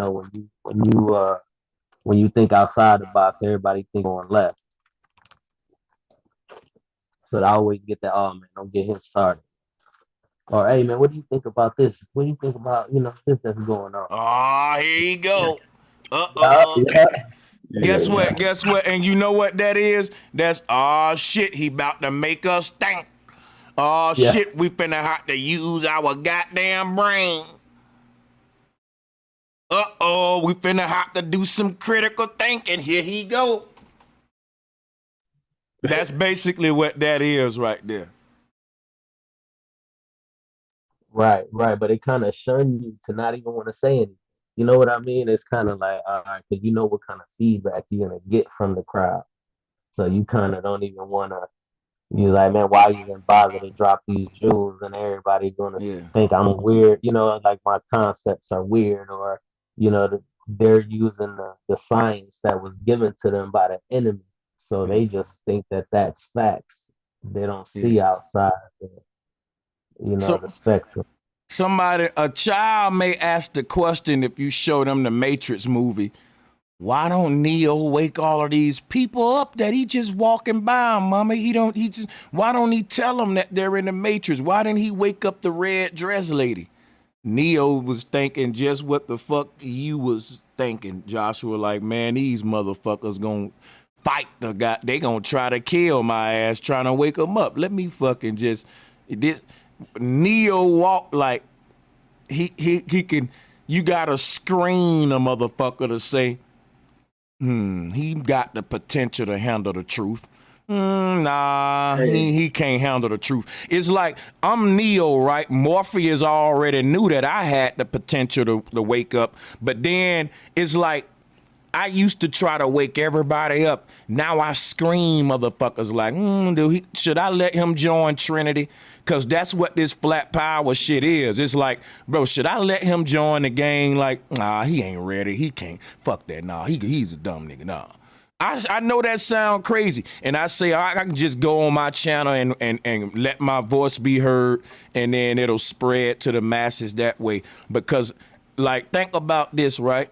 I used to debate I used to go over motherfucker houses, man, and it can be like a smoke, they smoking birthday and shit going on. Everybody arguing about sports and shit, and I find a way to make the arguing about something deeper and shit. You know how we do. You know what I mean? It's So, like you can't help it. yeah. Because you can only take so much of people just talking about just regular Yeah. bullshit. We can't go with the shallow shit no more. Can't do it. And we'll drive somewhere, like, let's say we're driving 45 minutes, we're in the vehicle. Everybody's talking. Like, I always have my headphones in. Like, I don't talk to people. Like, I don't talk to nobody. Like, they're probably like, why is he closed off? Because I'm listening to Bro Sanchez. I'm listening to audiobooks. I'm listening to my spiritual music. And, they listen to the radio. They're talking about the mainstream news. They're talking about this and that. I just can't even I can't even let that in my mind for like any length of time, really.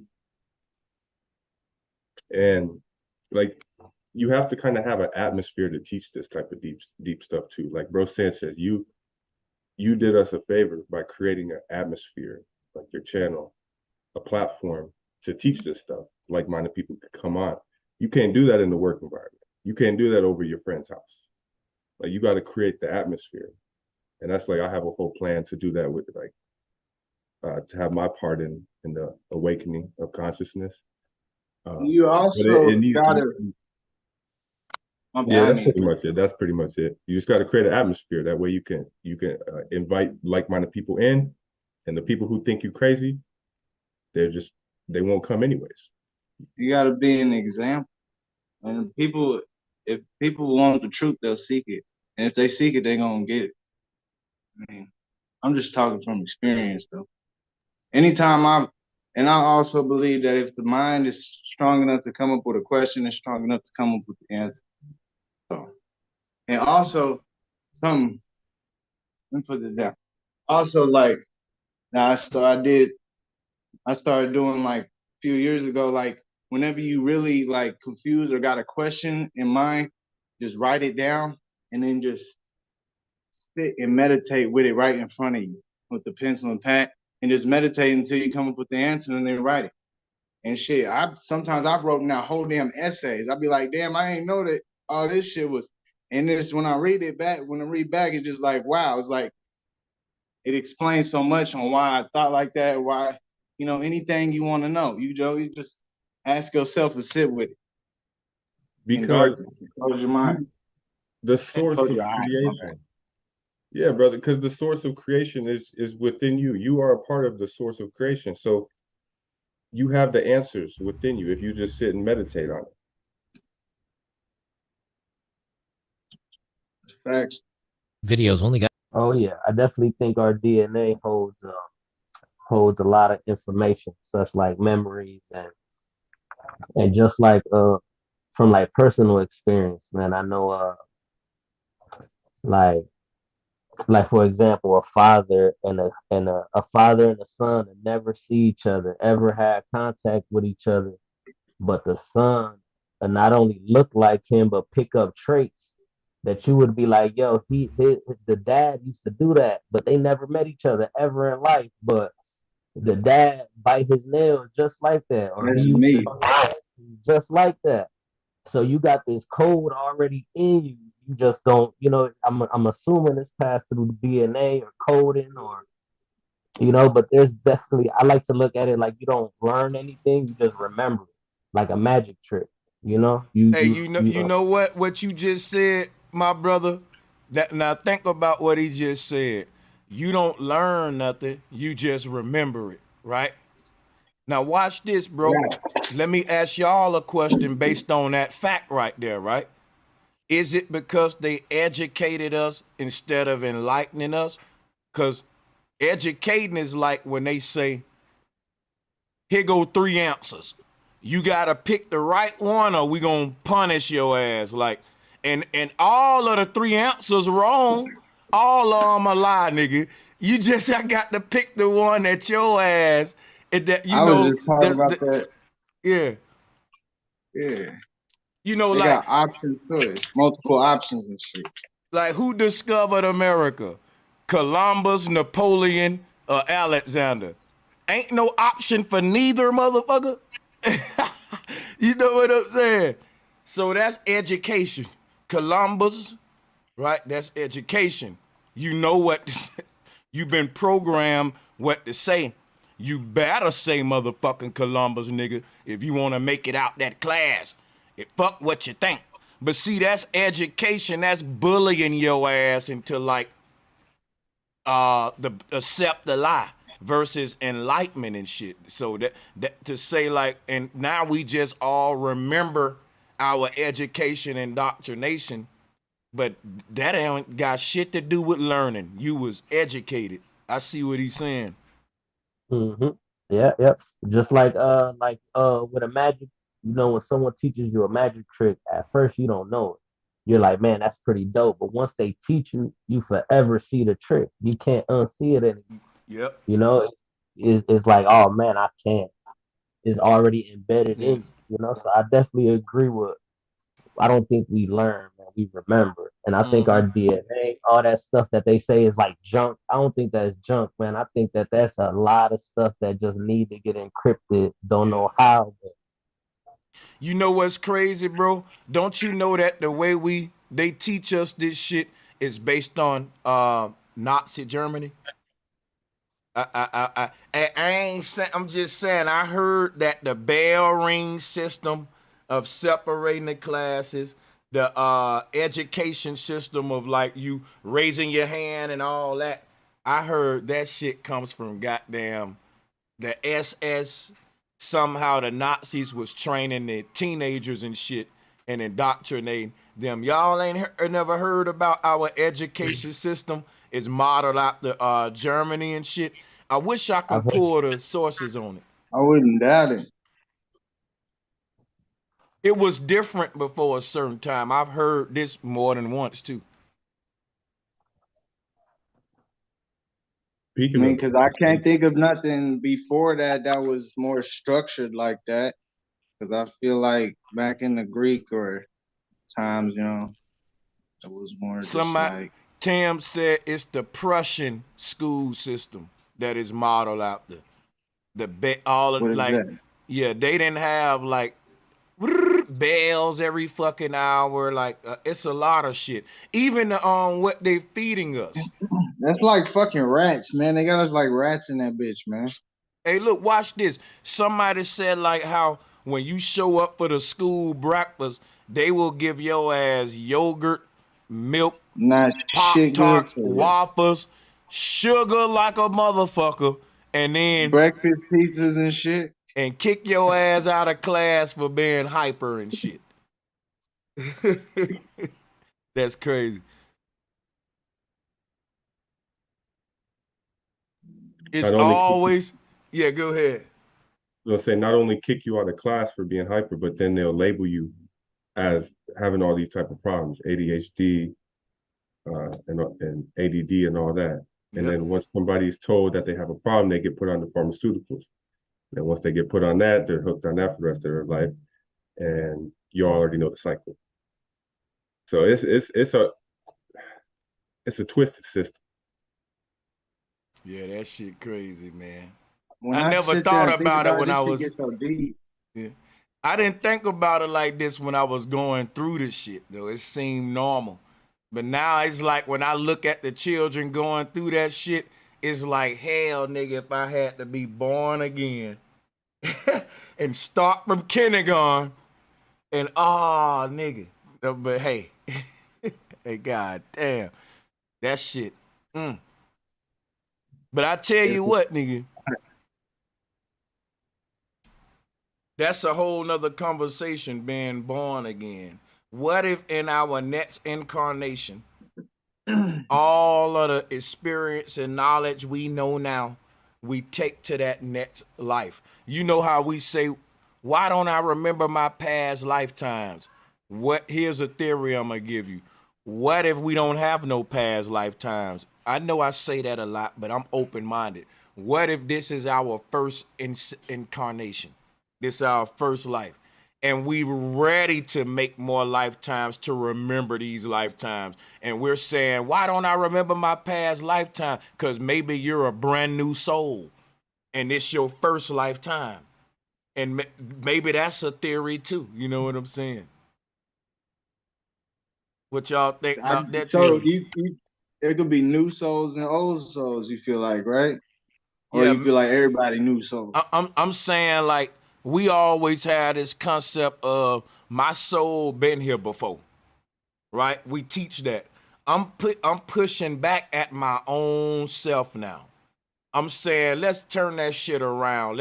Cause we want to be open-minded, right? So I'm saying, look, let's flirt with the idea. What if we ain't been here before? What if this your first time ever as a being, a conscious being, and now your next lifetime you'll start remembering all your lifetimes after this one. What if what if like you saying this is our first go around? So what if this is the first stage? There maybe we have to learn about physicalness. Maybe maybe a bird, maybe God makes a bird walk before he could fly so he could see what it's like not to fly, you know? So Well, maybe we and you have know what? You to just made me think about it. go. No, go ahead. I'm sorry. I was just saying, maybe we have to experience this kind of physicality right now, pain, emotion, happy, so that in our next step, when we're out of our body, we can go on to the outside of the pain and the happiness. Maybe it's levels. You And this know is what? the first. You know what, brother? That makes perfect sense. Cause nature makes a bird walk before it fly. And if you become an airplane pilot, you gotta learn how to drive the plane before you can learn how to fly the plane. You know why? Cause you got to learn how to walk, how to drive it to even take off. So if you don't learn how to walk first as a bird, you can't even fly.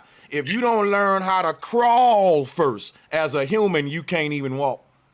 Damn. So it's clear that nature do got these hierarchy levels, and that the human life is just one of those phases. It's a higher one, that this one is preparing us for, like how crawling prepared you to walk. I'm with you. Yeah. I'm with you. Yeah. What if this is our cocoon? You know what I mean? Like this is the cocoon, and when we pass or when we leave this, that's the butterfly. Yep. That's the what's next. I'm with it. And that's why, like you said, we don't remember nothing because this is the first step. Living an actual life. Be given the privilege to die is the first step. That's crazy because we know we came up, man, hearing our folks say, well, she got her wings or he got his wings when they died. And they'll have them on a little cover with the wings and shit. So we kind of tapping into this truth that we resonate coming up in this right here is the junk DNA, I think, that we get pulling off. They say, where we getting that from? Yo, if our people sat around for millions of years unlocking these mysteries, that'll be in our DNA. Just like if your mom and daddy were geniuses, you would be a good chess player, dude. Like you know what I'm saying? It's in your DNA. If your daddy was LeBron James and your mama was in the WNBA, you're gonna take up basketball easily. It's in your DNA. So I think it's a part of every human. That junk DNA is just that part that we studied the stars longer than we did anything else. We tapped into like all of this esoteric shit for millennia more, you know what I'm saying? So, and folks be like, how are y'all getting this knowledge? Different people will come out the woodwork with this same truth in their own way, and it'll always give you that aha moment.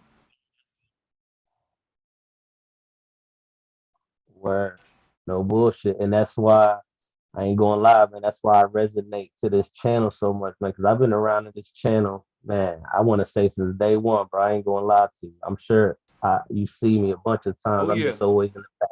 I don't talk much. You, I'm always listening. hey man, I got to make sure that y'all on the panel is wrenched up too. So, and salutes to Young Quality and Tim Truth. Put some, yo, if y'all on a panel and ain't wrenched up, y'all be on this damn panel all the time. We got to wrench y'all up. Most definitely. And man, that's why I resonate to this channel, man, because not a lot of people teach it like that. I feel like you teach it the esoteric way. You know, you teach all right, this is what that's why that's there. You know what I mean? Not just saying like, all right, that's there. That's it. Let's move on from that. You know, I feel like you really dig into now. Let's get to why it's there and what it means for it to be there. You know, and you know, I don't follow Bro Sanchez. You know, I was rocking with Polite before all that weird stuff he started getting into. And I feel like this is kind of where it gets real, you know, because if you notice, don't nobody touch on this topic. I feel like you're the only one who's not afraid to. Everybody's scared to kind of get into this area of the supernatural, secret geometry. You know, people don't really believe in it. But you could call it prayer, you could call it what you call it, but there is a power out. You know? So let me show y'all some real quick, right? Why they don't get into the sacred geometry, right? So like, let me see how I can put this. Y'all ever heard, you know how we used to trace shit? You know how we'll take like a sheet of paper and lay it on some and trace that shit in school and shit? Yeah, we could trace anything. Like I can lay that sheet of paper on some and niggas be like, look what I drew. Niggas be like, boy, you traced that shit. You know what I'm saying? But I'm bringing that up to say this, right? Tracing can give us a copy of something and make us actually act like we're a fucking, like I can trace the Mona Lisa and can't nobody, and I can say, look, I actually drew the Mona Lisa, and it won't be a lie. I drew it, but I traced it. But the whole thing about what I'm saying now is like all of this sacred geometry, right? All of this sacred geometry, like it's the outline of our universe. And if you take the concept of tracing something, like that's what I'm saying with sacred geometry is dealing with the dimensions of shapes. It's the geometry. And why it's sacred? Because it's attempting to give the shape of something as divine, which is the universe. So sacred geometry, or you can call it cosmological geometry, right? That's a lot of words, but sacred geometry, guess what? I bring in the cosmology to it. A lot of people that do sacred geometry, the way that normal sacred geometry people did sacred geometry, it was not my approach. I'm rewriting I pushed the boundaries of sacred geometry, what I did with flat earth, because prior to me and a few others, people who dealt with sacred geometry didn't even think about cosmology with it. It was boring. It was simply, if I pull up sacred geometry, we could go through some videos now. It's a whole nother ballpark than the shit I'm calling sacred geometry. And even some folks is literally dealing with shapes, polygons, all that, boom, boom, boom. And but sacred geometry, what I saw, what a lot of people weren't getting into when I became a flat earther, was that all of these sacred symbols in religion, in cosmology and all that, what made them sacred were that they all were the same, but the only way you can see that is with the third eye. So now this becomes a game of interpretation, to where the world is divided because the Muslim can't see that the symbol he got relates to the symbol the Christian got. The Christian can't see that the symbol they got relates to the symbol Adolf Hitler had that you call it a swastika. The Jew can't see that the Star of David is related to what the people, ancient people were calling the humans the macabre. You got all of these different symbols that exist, but they all exist in their own institutions, and that's called divide and conquer. That's called because the truth that'll set us free is when you bring all this shit together. Now, the art, right? Listen at this.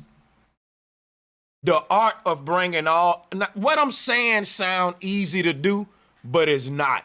I stay up many nights studying and researching and all this stuff. But let me show you something. The art of bringing all this shit together is syncretism.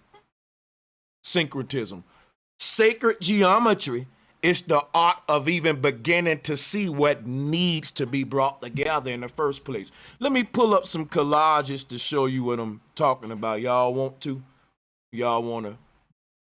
Oh, yeah. I was just about to mention those collages are top notch. Appreciate you, Tim, for joining. Salutes to you. I'm going to give y'all because a lot of folks, we use these words all the time, sacred geometry, syncretism, but I like where the bill going now, because now I get to speak directly. Like, I'm going to just throw a random joint up to show you what I mean. So,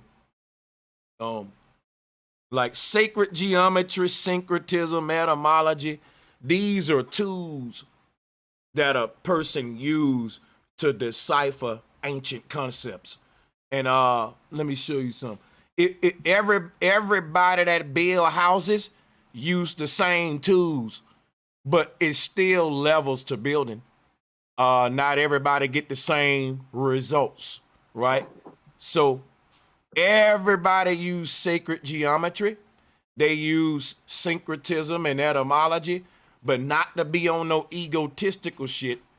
If you look at my results, this is what I'm gonna present here. My bad, y'all. Hold on.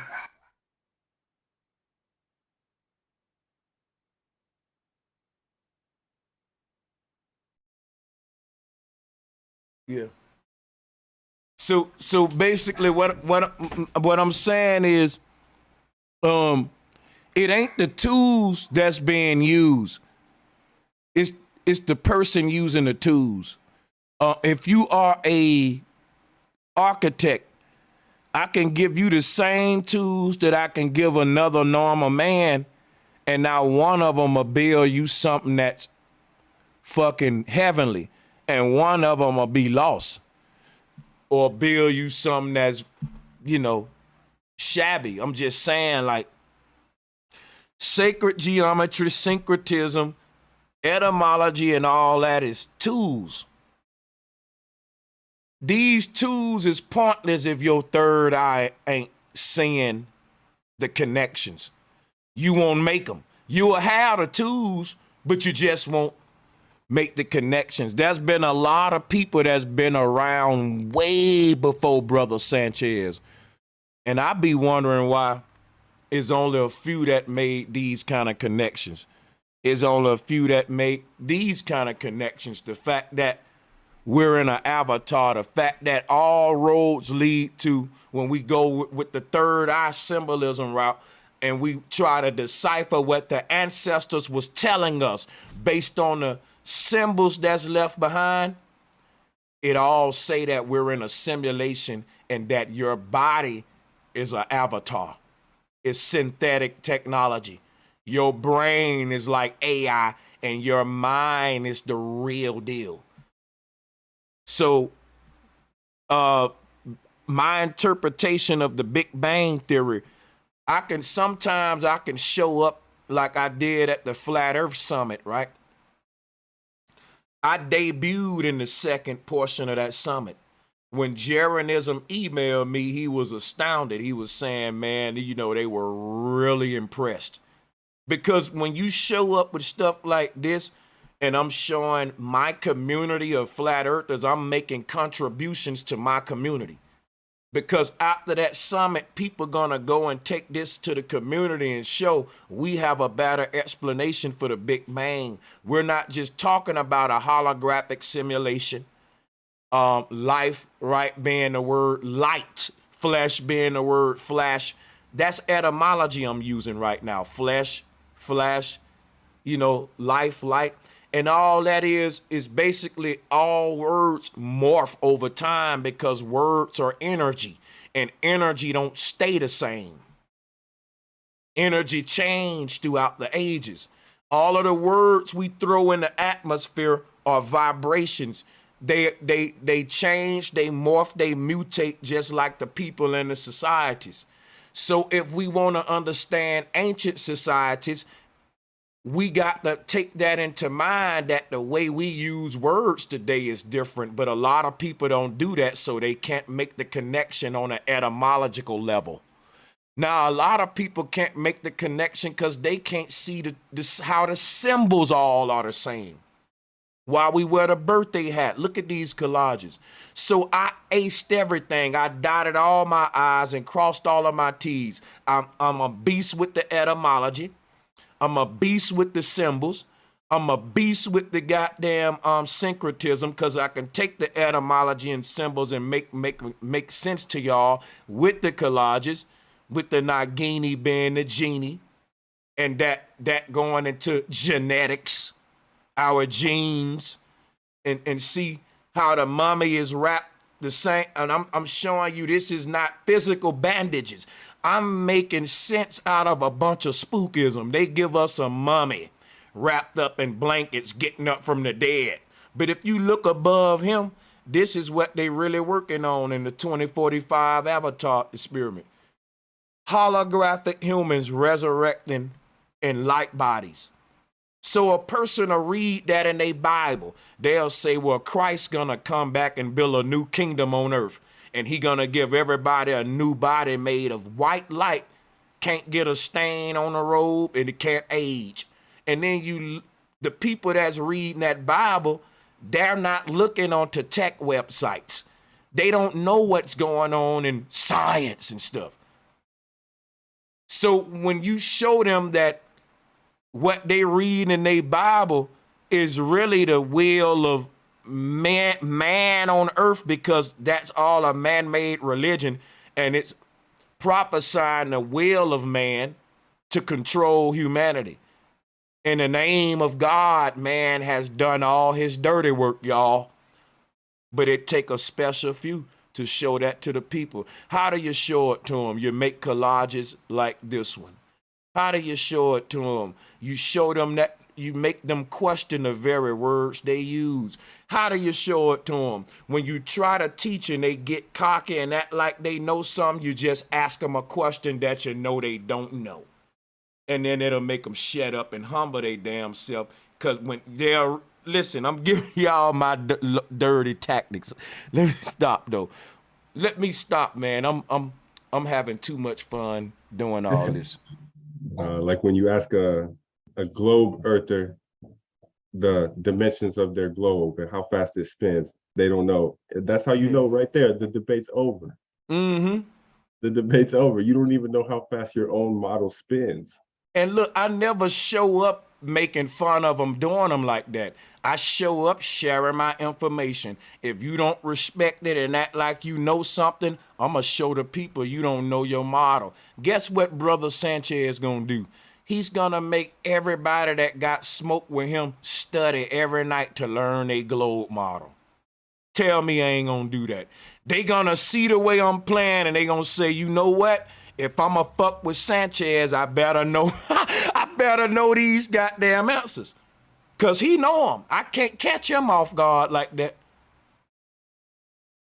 And that's what I like to stun on niggas with, cause if I'ma learn my model and yours so that I can dominate a debate, at least you're gonna fucking put up. So my biggest fight in a debate is making my opponent worthy. I'm trying to make that shit not a slaughter. If a nigga answer those questions about his own model, I leave him alone. Y'all see it. I leave him alone and I'll just beat him another way. But I ain't gonna play him on him like that. I'm gonna give him the benefit of the doubt if he know the basics. I'm only gonna play on a guy that's acting that tough like that. And boy, we know you don't even know how fast your globe going, and I'm gonna show the people that you stupid since you playing. You see what I'm saying? Yeah, you can't prove it if you don't even know what you're claiming. So I don't even know what they're talking about. Facts. Cause at that point I don't gotta do that, cause the people see, damn, he don't even know his own information for his own shit, and Sanchez teaching him his model, right? This ain't even a debate. I'm teaching him his model so we can prepare him for the debate. Goddamn, this is sad. And that's what people see. Oh man, I make that shit fun. They can't lie. That's why this debate that's coming up with Unc, they know, man, I'm gonna help sell tickets because I know my people coming over there. But guess what? Let me stop talking like that, because guess what? I'm gonna say some real shit right now, man. Wherever I go, flat power is there. So I just want all of these debate leagues to know, play that shit fair and respectful with us. Cause you know what I'm saying? We coming deep. That's all I'm gonna say. And goddamn it, Unc, this and Raw Squad shit, they all about not questioning nothing that the government do, y'all. I ain't gonna even go into it, but you know, they say the word pseudo more than Jamaicans say mun. You know, that's those guys. You know what I don't like though? How everywhere I go and debate this shit, let me show y'all this. They gotta quit doing me like this, man. Bro, I don't know who believe in that shit that they got behind my head, but that is not the flat earth. I don't know what that is. They always put that, listen, that matters, man. That's really false fucking advertisement, but I ain't gonna even go there with it. You know what I'm saying? Because I'm not showing up to defend it, whatever that shit is Sarnetta got behind me. I'm assuming you're gonna start the debate by making it clear that's not what you believe in, right? Yeah, man. Thank you for saying that. I should. That's exactly what I'm gonna do. Right. By making it clear, I don't know what the hell this is. Like, that's crazy. It's like, Nick, damn, like I got my model on my shirts on my brand. You ain't gotta do nothing but put an AE map on that bitch, and we Gucci. Like how I got right here.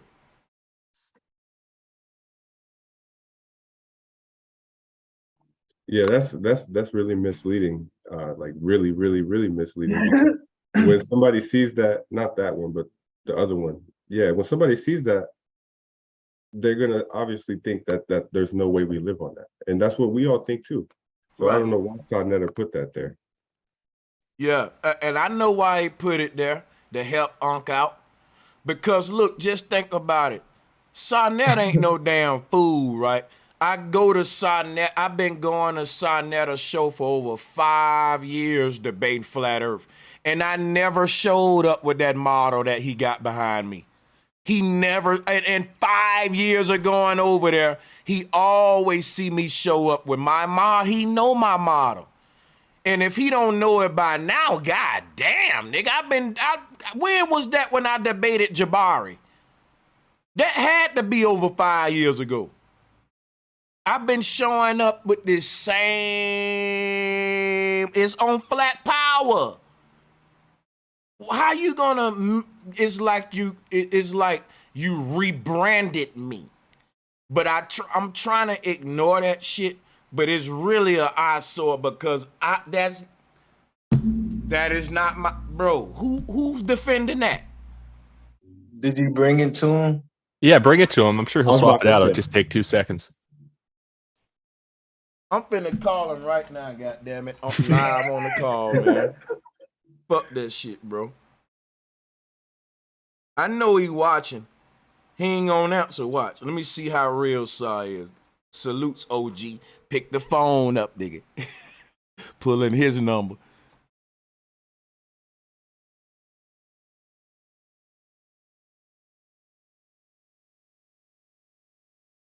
He's not gonna answer.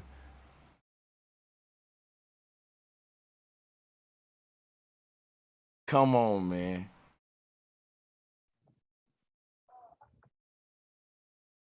Oh, man. And it looks like you guys are also going at it on gravity. That's the Wait. second line item there. Yeah, Is gravity real?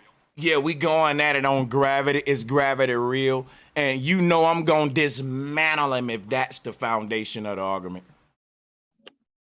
So when I used to post on my Instagram page, Flat Earth, I would record clips from your long talks and stuff and your debates. And I recorded a clip from your debate with Young Pharaoh where you destroyed him on gravity. And I posted it on my page.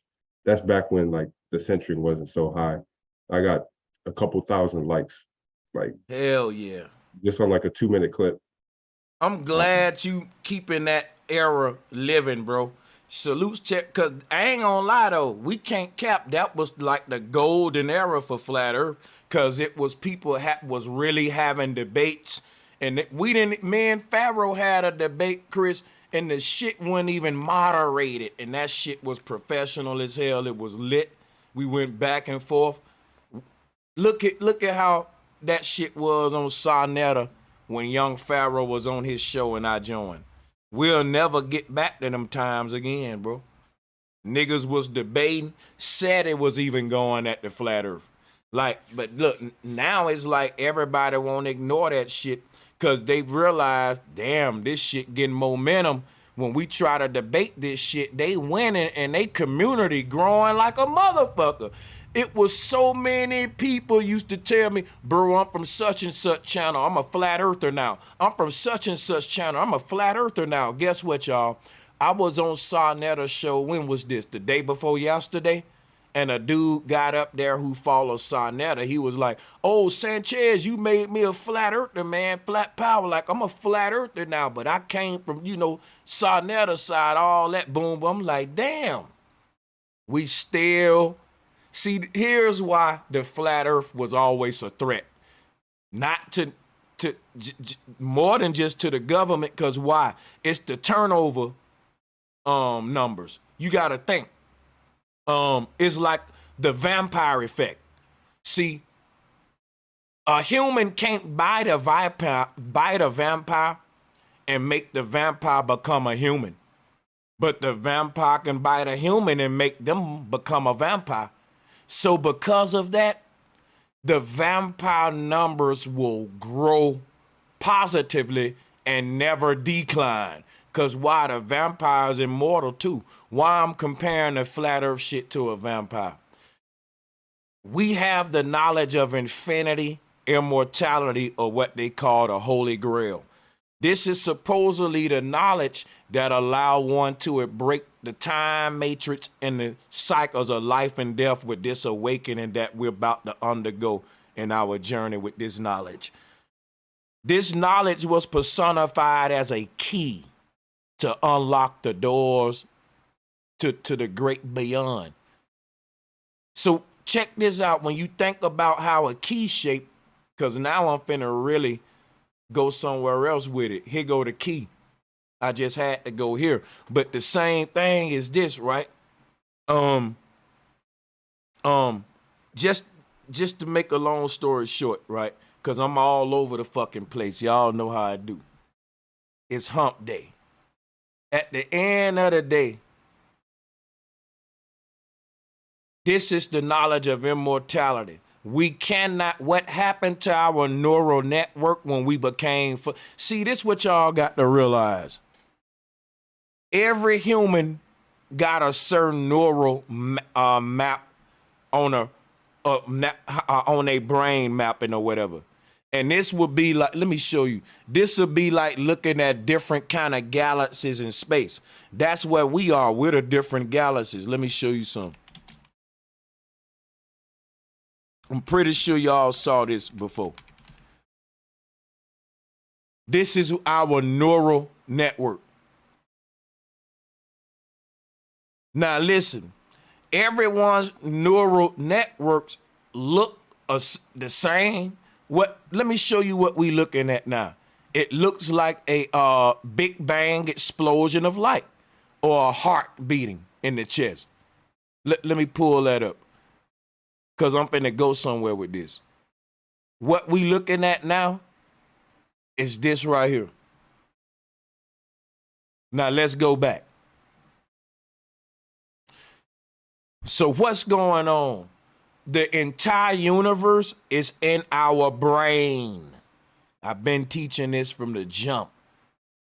Now, because what we call life is experience in between the ears. It makes you wonder what's really outside, because what we call an outside is a picture inside of our head. We calling it life. You saying, look out there at that mountain. That mountain is in your head. I can't make this up, y'all. Our life is a projection in the back of the brain. So if that's the case, what's really outside? That's something you can sleep on tonight. Check out what I'm gonna bring. And you know, I'm gonna stop after this right here, Chris, because I'm gonna let y'all take it. The reason I brought this up, y'all, each one of us is our own, like a crab nebula galaxy. But what they giving you all these different galaxies is just different neural mappings of all of us are brains. Each one of us is a galaxy, is what I'm saying. The universe on the right is a lie. Only thing that exists is us. We're all these different universes of galaxies. That's where we're all are. So that's why I'm showing y'all this image here. The ancestors back, we all are Saturns or like Milky Ways. And then, so my whole point with that is that, hey, look, you know what? Let me hold my point. I'm really taking a long time. Let me share the mic, man. Sorry about that, y'all. It's Gotcha. like, So, oh, go ahead, brother. you're good. You're good. So you saying, I'm gonna make it quick. The picture on the right, you saying that they got that from our body? Like that's a fake picture? Yeah, they don't have the equipment to leave our universe to go and take a picture of it. So if they could take a, right, you see what I'm saying? If they could take a picture of our entire universe, don't you know that's crazy? Damn, that's crazy. You see what I'm saying? Like they will have to go so fucking far to say, oh, here go the whole universe. And how long will it take that data transmission to get back to the Milky Way to Earth if it take, goddammit, your signal all day to go on some of these days if your computer's slow? Like we know that's bullshit. It's all going on inside of us and they calling it space. Hey, Wow. that's the neuron connections, right? How we was talking about yesterday. We was talking about the chakras and shit. Mm-hmm. You feel me? Yeah, because basically, it's like connect the dots, right? Your consciousness is this. Let me show you right here. This shit really just blew my mind. Like, that's crazy. And check this out, right? Here go our consciousness right here. We see the little dot. Let me show y'all something. We're going to take this deep, even deeper. Right? Watch this. So think of like you know, they always show us this shit right here. You got the white rat in the maze. And, you know, I'm about to show y'all how that is really Pan's Labyrinth. The white rat, right, in the maze and shit. This what they're giving you. And the fact that it's blue. Why is it blue? See, that's a reach, but they got this blue too, but that's neither here nor there. Let me just say this. The brain is the maze. That's why I said a brain, when I go to this, we're trying to find our way back to the origin point of the Big Bang. So when they said you out of your mind, it's because your real self is at that first origin point, right? In the middle. Eden is what they call it, Eden. But we're not, this image shows you a pineal gland in the middle of Eden, right? But here's how the fractal code works. Let me show you.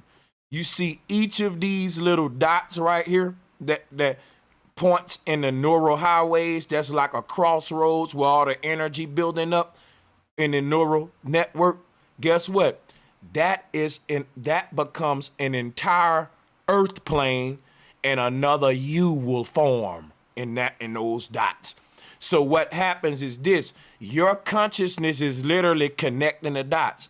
It's traveling from this world to this world to this world to just say the world we in is right here, right? That's where we at now. But when you go to sleep tonight, where does your mind go? It travels from the middle of this world and it leaves and start traveling these neural highways like a car traveling the highways. Your brain is layered with a bunch of different, they said if you can stretch out all the wiring in your brain, it can like traverse a couple of states and shit. Just put it that way. So if you look at what's going on in the universe here, the distances in between these little dots are so vast that no technology that if there are earth creatures living in this world, even though there's a world right next door right here, there is no technology we got that can make it there. You know why? Because there are already highways connecting these dots. And the only way we can travel these worlds is to go to these highways you see. This is happening inside of us. So how we go from one brain to another brain, right? When you say, look, I was dreaming, where your mind was in a whole nother body, a version of yourself. A heart, a brain, a ass, some legs, some arms, a whole damn you. And guess what? It had to travel the highways. This little white ball right here. When you went to sleep, it left this seat. And then it went through one of these neural highways, one of these veins, and it go to these other worlds. Boom. This is why our consciousness navigate the universe. But it's in us. It ain't out of it. It ain't nothing out there. What they're lying to us, y'all.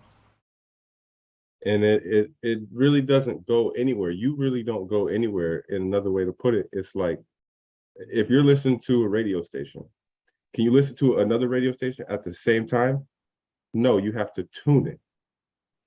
So your frequency changes and you tap into another frequency. It's always been there. It always is there. You just have to tune it. You just have to change the channel, tune it up, tune yourself up to be in touch with it or to travel that narrow highway.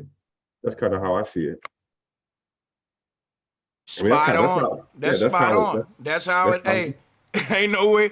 You trying to be humble. That's the way it is, bro. You got it. Hell yeah. Yeah, that's it, man. Ain't no other Feel like way you can, because once you start bringing dreams into the conversation, that's when people be like, oh, okay, now, wow, nigga. Because modern science just downplay the fact that the mind can wander outside of the body. And if the mind go outside of the body, where did it go? Outside of the earth, because when the mind is housed in this body, it's housed on the plane that this body was created. This body is a culmination of all of the physical elements that's making up this particular star.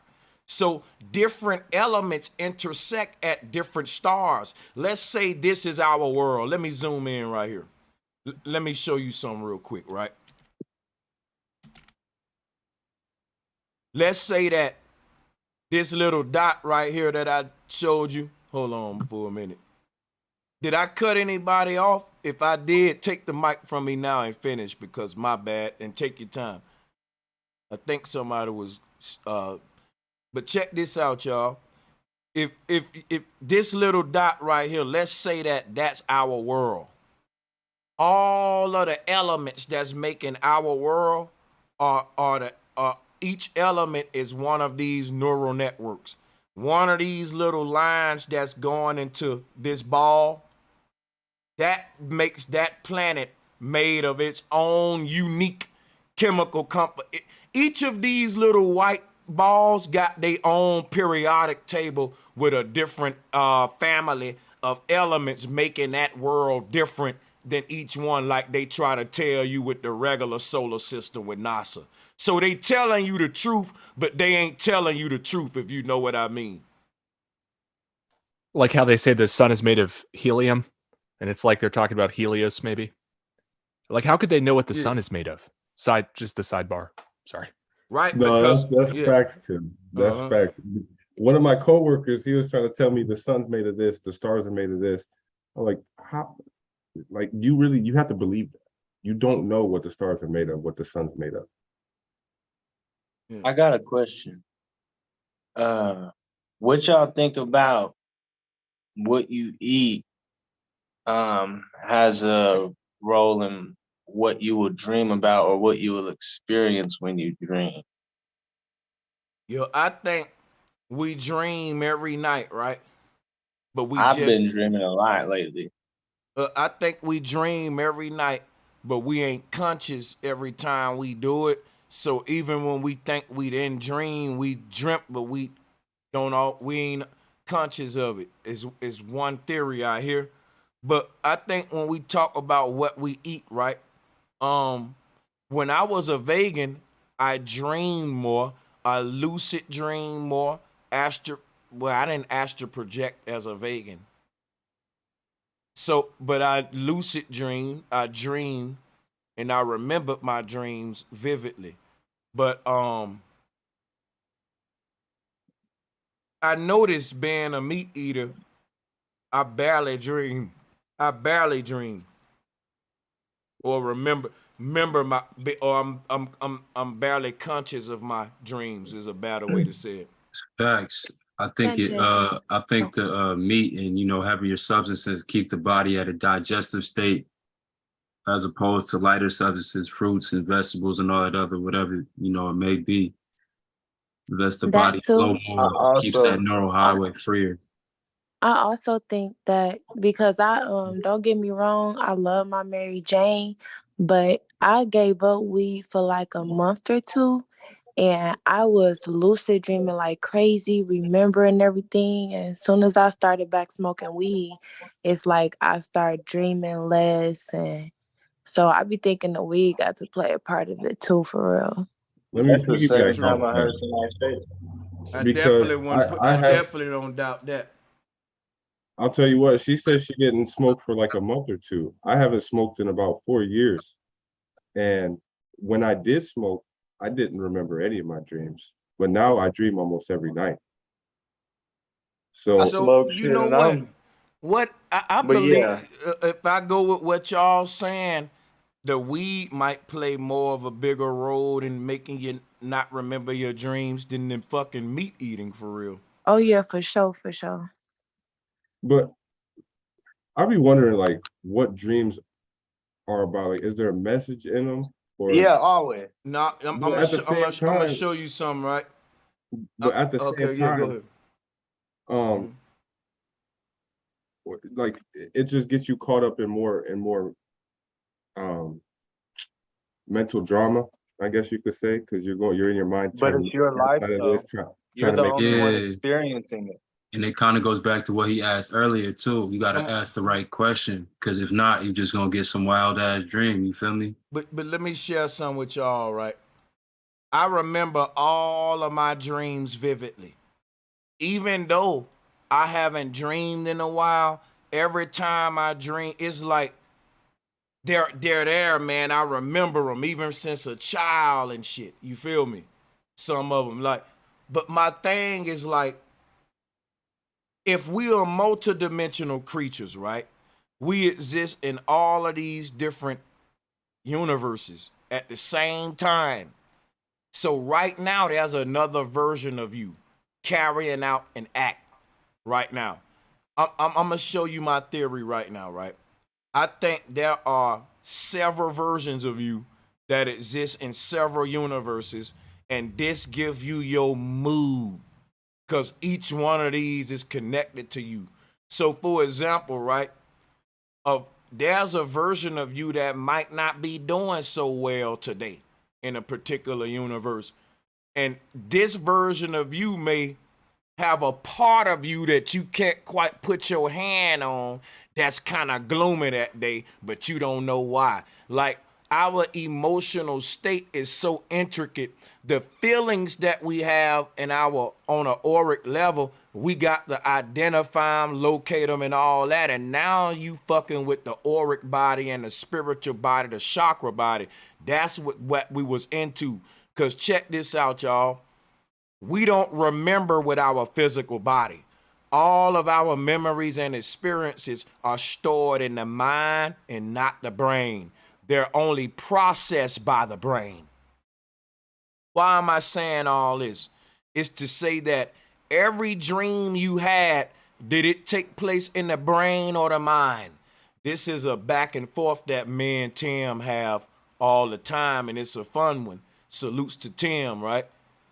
Tim is like 50-50 on that, if I'm not mistaken, about the dream thing. He can, matter of fact, you want to interject and talk a little bit? Yeah, no, that's right. That's right. It's a fascinating topic, and I've always just sided, and my hunch is that it's all happening within our mind, and it's running simulations that it needs to perceive, or that it needs us to perceive. It does seem to be an interesting, like, multi-level thing, because why even bother dreaming if it already knows what it wants to happen, right? It needs to play it out and have us perceive it and witness it, It's and crazy. then be affected by it. Go ahead. It's crazy you say that, because that's one reason why I say we never are born again in a dream. When they say that, right, our daddy had a bunch of sperm cells and only one made it. I'm saying every sperm cell landed in its own universe. Now, I always show this collage, but I'm going to go deeper with it.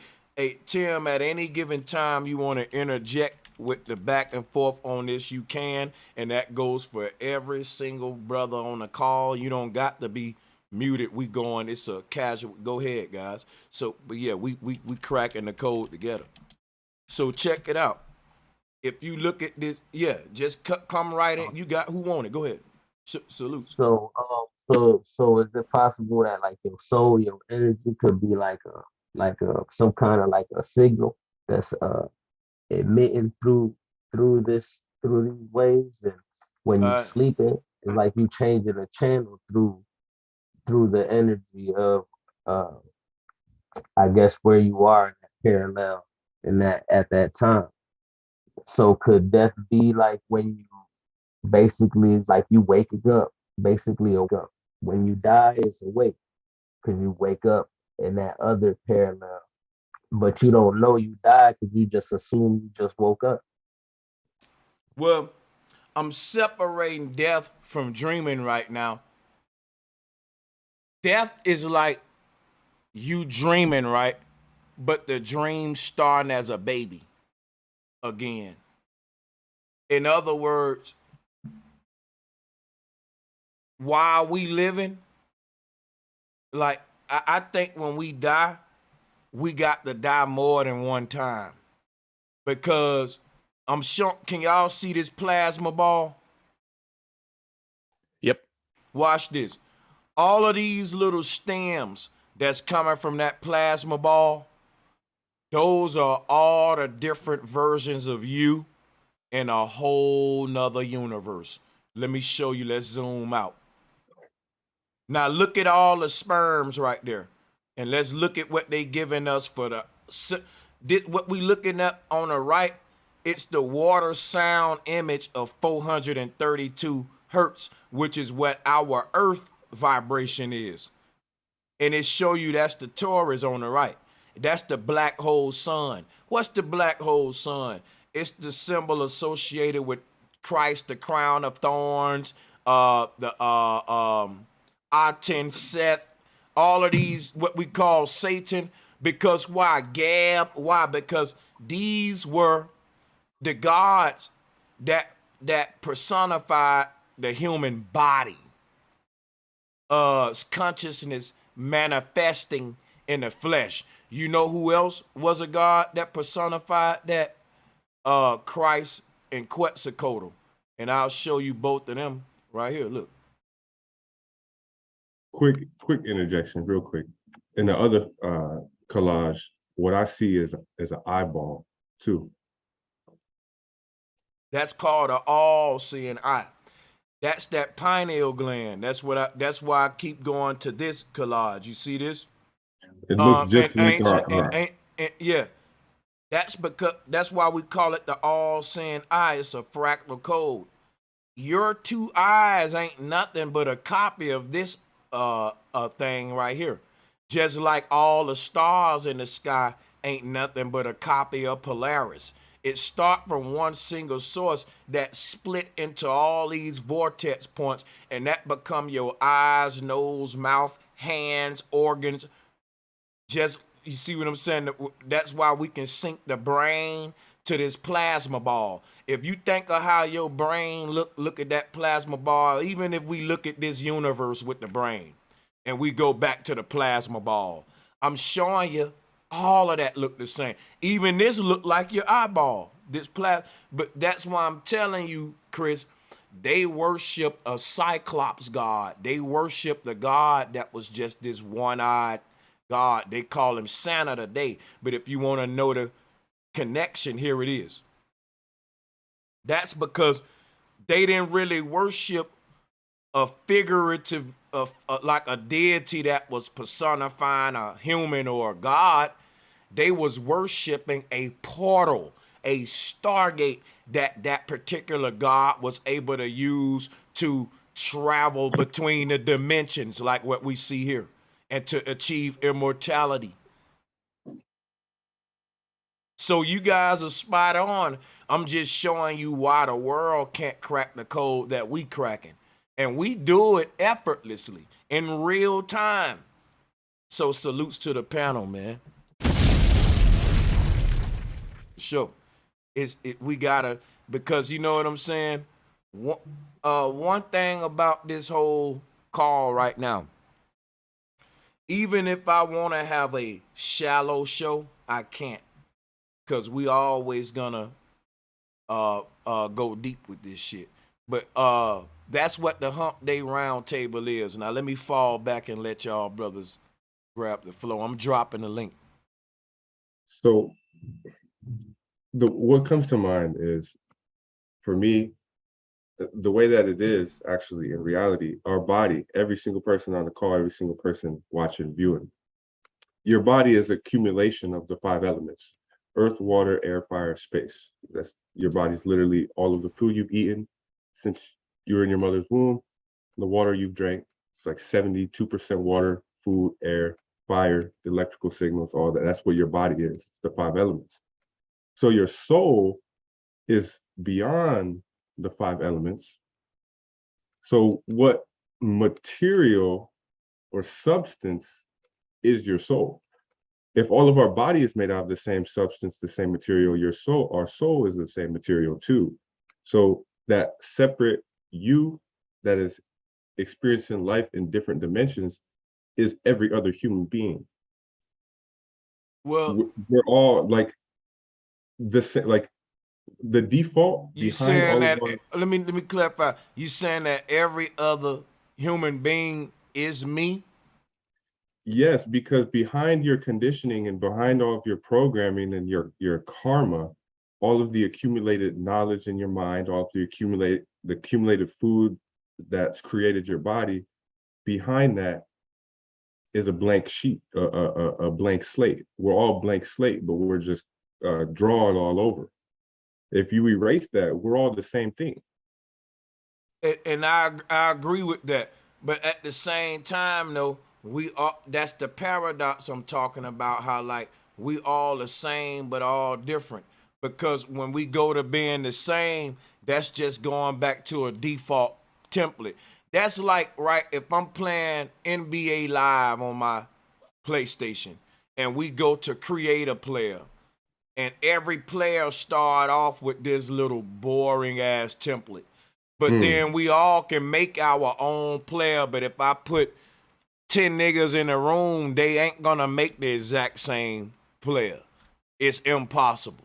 And I think so. Yeah. So, but I think we all do start off like if we all get Madden, right, and we go to create a player, and it start us off with a default template. Let me see if they got one.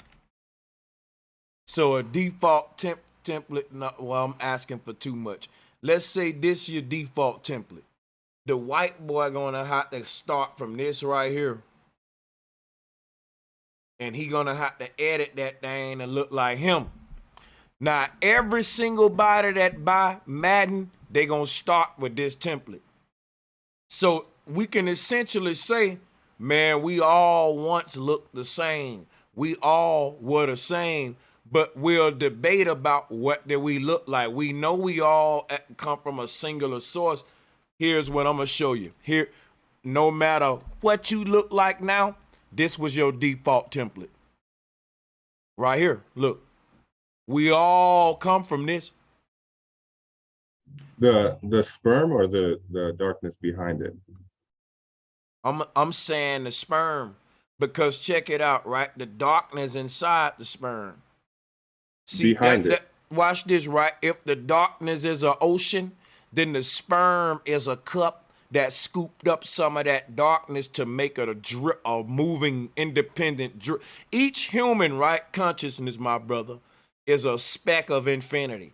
But under the laws of infinity, a crumb of infinity is equivalent to an ocean of it, because it's all infinity. So there's no way you can have amounts when we start to break parts off of infinity.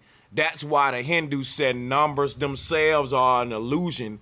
It's just ways that we come to measurements within infinity, because if we ask you what's the last number, it's just like the first one. 0 is infinity, and the last one is infinity. So what did God say? I'm the first and the last. I'm the Alpha and Omega. Why? Because if you look at what the 0 is, and we go back to all these gods right here. Let's go to it. All this ain't nothing, but they said that the 0 came from the Hindu, right? That 0 represent the point of singularity in the middle. So the word 0 is really hero as well. All of your deities, the Lord of the Rings, the zeros being big or small shows you the expansion of a circle. And that's all that this whole shit is. So simple, like. But I'll tell you this though, if you want to know how 0 gave birth to the numbers, go to this image here. Hold on right here. So this ball at the top represents 0. And There's a line going right in the middle of this thing that represents 0 on an integer line. And to the left of that line represent negative integers. And to the right represent positive. This show you how all numbers were born from 0. I'm just typing crazy as hell. Hold on.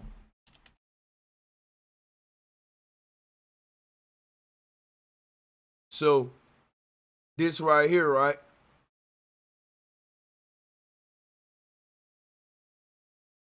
Oh shit. I'm tripping.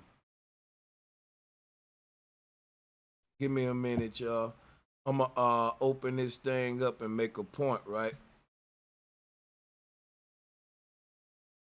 Yeah, once you get it opened, I wanted to throw a biblical perspective at you as well after. So no problem. But so if you check this out, right? Hold on a second.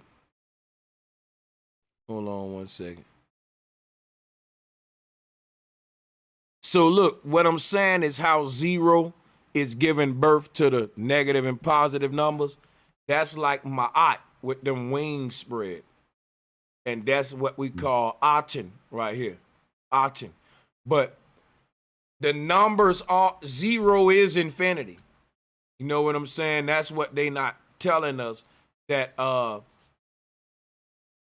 but at the same time, the mouse that's traveling through, like the reason why I'm showing this here is I was gonna connect this with the binary code with the 0 and the 1, but I'm gonna let you interject because I made my point with the 0 and I want you to go ahead and do your thing, bro. I don't want to be long-winded.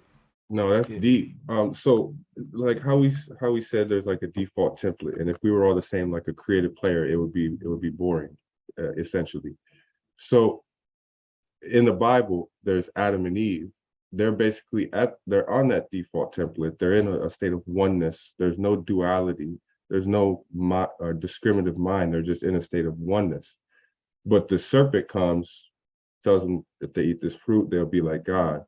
So then they eat the fruit, and then they go into a world of duality. And it's no longer their default template. They have their own separate identity. So did the serpent curse us, or did it give us life and give us a mind, and give us discriminative mind and the ability to experience life as individuals? Yeah, I never say that the serpent cursed us. Right, but that's what the you know, the Bible says and stuff. So I'm wondering, like, did it curse us? Well, it did put us into. Well, listen. Well, I'll say this: it cursed us, but we needed to be cursed. If that make any sense to you? It's the paradox. Exactly, because the serpent paradox. didn't curse us. We were cursed by God because of what we listened to and we did off the input of that serpent. ain't what I'm saying. What I'm saying is we were like angels in heaven, that the default template is something. See, watch this and y'all can rock with this. Salutes to my brother, me, myself. I'm gonna make this quick so you and Chris can grab it. But I want to show y'all what I'm saying, because I think, hold on. So what I'm saying is, like we were saying, we start with a default template. But let's say that default template, right, it's what we call good. You know, when they say all babies are good, show me an evil, wicked baby. Anybody that's an adult that can point out to me an evil, wicked baby, I'm going to say, nope, you're an evil, wicked adult. A baby that's just born into this world, if a grown person say, that's an evil baby, wicked baby, you're sick. We need to keep you away from children. No baby is born evil and wicked. The default template to all humans is good. And guess what? We have to learn how to be gangster, how to lie, how to cheat. Guess what, though? Nature don't teach us that. Society teach us that. And what is society? Gab, Chronos, Saturn, social engineering, the AI. We literally can't, guess what? what we were before we were humans, according to my research, and I'm going to stop the screen share now, we were like angels in heaven. That's why they call us fallen angels. What were we before we was a fallen angel? We was just an angel in heaven. What is that like? That's a person that's living in the Garden of Eden.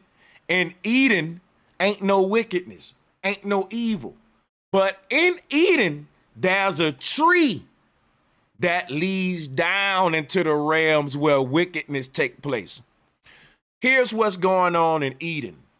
You're having a fucking ego show between some spirits that's saying, listen, I've been down there.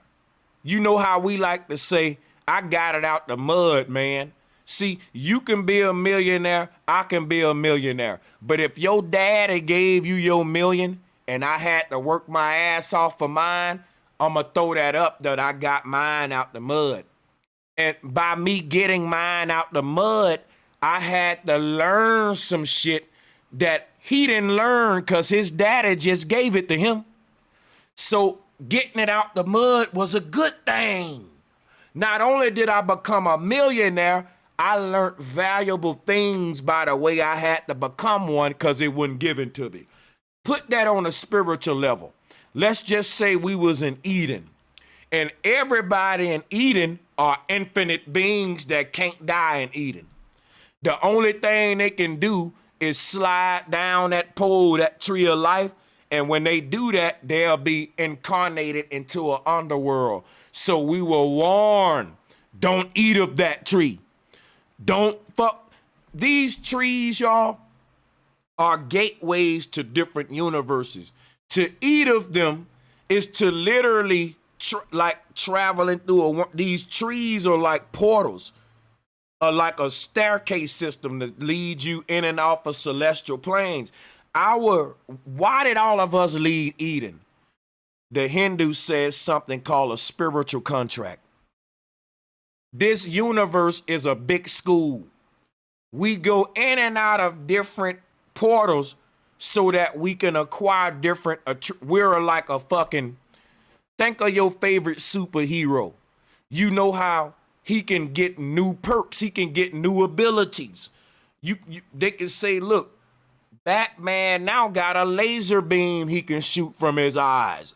But think of your human life as the way you get them perks on a spiritual level. So on a spiritual level, we didn't know about deception, lying, killing. And not that you got to kill somebody or lie, you got to be exposed to it. When they say, hear no evil, see no evil, speak no evil, we were the angels in Eden that said, I want to hear some evil. I want to speak some evil. I want to see what this evil is. So we consorted with the serpent. That's the kundalini in the spinal cord now. Until we please that serpent, you can't leave here. That's why it's called purgatory. You got to purge it out like a pus bump. You got to squeeze that pus out. And what that is a lifetime. How does that feel? It ain't easy. It ain't pretty squeezing that pus out. As we live in this underworld, it's hard, man. Life's hard. It ain't easy living in this system. You agreed to this. Joining a karate dojo ain't easy. You gonna come home with knots on your face. But when you move through the belts and become a sensei, you gonna say it was worth every ass whooping in that dojo. In fact, all of them are gonna come family members with you. Like, damn, look at how good I am now.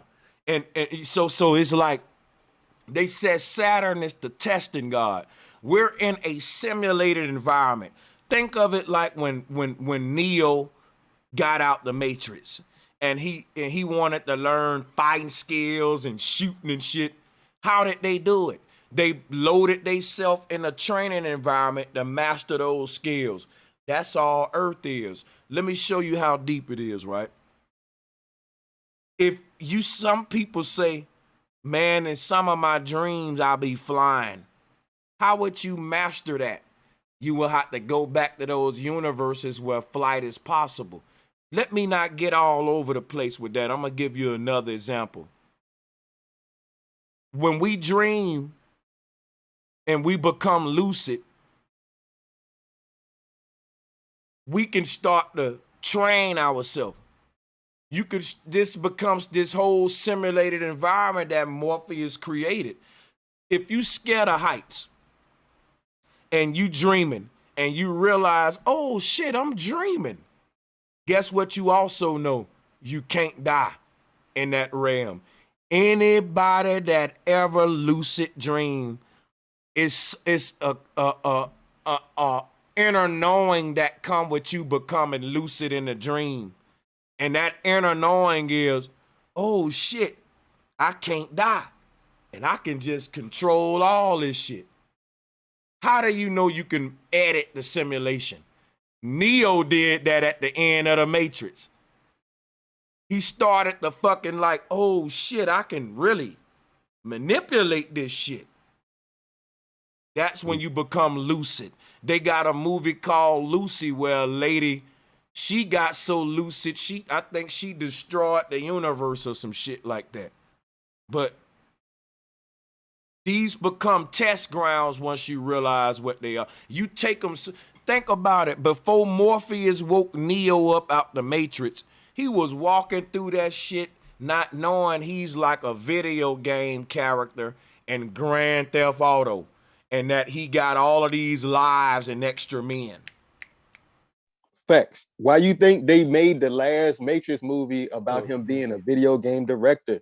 That shit is wild, bro. That's crazy. They paying attention to what we saying. Life is a RPG, a role-playing game. You got a standard. Yeah, you got to know, Chris. Yeah, go ahead. I was gonna say what bro said. He said once you realize what we're in or the nature of this reality, key word is realize, and that's what the Hindu call it, self-realization. When you realize that this is like a simulated reality, and like when you're in a dream, like bro said, you're in a dream, and you realize you're lucid dreaming, you realize you can't die in that dream because you are not that avatar. You're just there, basically. You're that which is in control of that avatar.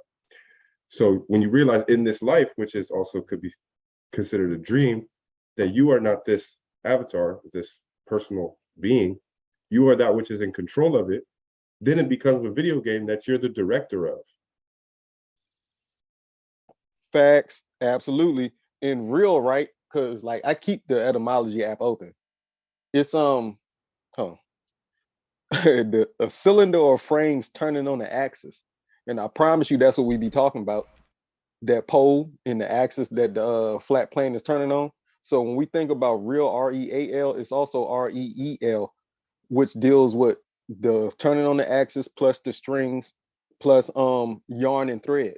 And every creation story has to deal with that netting of that thread, the string, or the yarn. And I just looked this up like a few minutes ago, but I got crazy. I want to like get to y'all, right? My 2 cents worth, right? And see what we can build on. Also, Mercury, before I forget, Mercury is the son of Jupiter, which is Jupiter's ambassador. So it's a reason, like it's the actual messenger. And so it's a reason why y'all was talking about, where's it, Mercury retrograde, right? Mercury retrograde is when this the messages and things are being jumbled and confused. Yeah. And when I looked up there, it blew my mind. I was like, I promise you it's gonna relate to the energies we're experiencing, yo. Let me ask you a question, me, myself. Would you recommend anybody signing any new contracts or making big financial decisions during a retrograde? Nope. Wait until you have a clear process from source to you, back and forth, from the universe back to you. Wait until that's over with, and then your thoughts will be unscrambled, and then clearer again, I think, in my personal opinion. Yeah. That's man, look, I'm a prime example that shit is true. Everything I try to do new or like some shit like that, what they said don't do during retrograde, it just don't go right. And it happens pretty much every month. Just like they tell you like when the moon is in your birth sign, with whatever the sun was in, like I'm a Gemini. So whenever the moon is a Gemini moon, that's when they say to really try to tap in. But that gets real deep into the electromagnetic beings that we are, which goes back into your previous show the other day about what the aurora borealis is. The main term they use in that news article in that special was geomagnetic. Geo meaning earth, meaning body, which is our flesh, and magnetic, which we are. So all these things, the colors give us information as well. Each color gives us a vibe or information. And so sound gives us an obvious, understandable is language. So we can like decode that real easy, right? But I want people to understand that colors give you paragraphs too that you can read into. Light flashes and blinks give you codes that you can read into, and that sets your actual molecular structure for a certain path. But yeah, y'all got it. Yeah, so watch this, right? Mhm. In a beehive, right? There is no individual consciousness. That's why we say the word hive mind. Let me just go to some real quick. Now, how a beehive, let's just do this right here. Let me show y'all something, right? A beehive, right, is a human brain.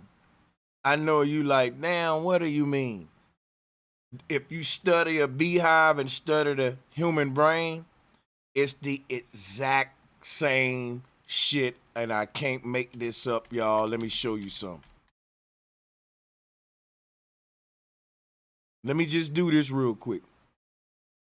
And let me pull up a queen bee surrounded by all of her. Now look at this. Now in a beehive, right? If you want to find a queen, you don't got to be looking all over the damn place. Most of the time, if you just go to the center of the hive, there go the queen. And you will see her surrounded by swarms of, let me show you this. Just like you see there. This is how the queen is. But why am I showing this? Look at your brain. Look at the queen bee. Now look, every single bee is just a point on the neural network right here. Every single bee surrounding the queen is one of these stars surrounding the center. The brightest star is at the middle, that's Polaris. The queen, throughout religion and everywhere, was personified as Polaris, y'all. Even the Britons had the great queen bee cosmology that I keep showing y'all. If you want me to pull it up, I'll pull it up if you forgot what it looked like. But yeah, the Briton literally had the flat earth cosmology as their moniker, like for the queen for a minute, showing you the whole hive mind. But just let me show you this. Here's something that'll bring it home. The earliest symbol of Christian, see that beehive, right? It's the flat earth concept. Even if you look at your chakra layers, all them layers right there leading to the core self in the middle, that's like a beehive. So I'm finna go into the beehive, how it's just like the universe we in. If I show you the Hindu cosmos, you wouldn't be able to tell no difference from a beehive. Watch this.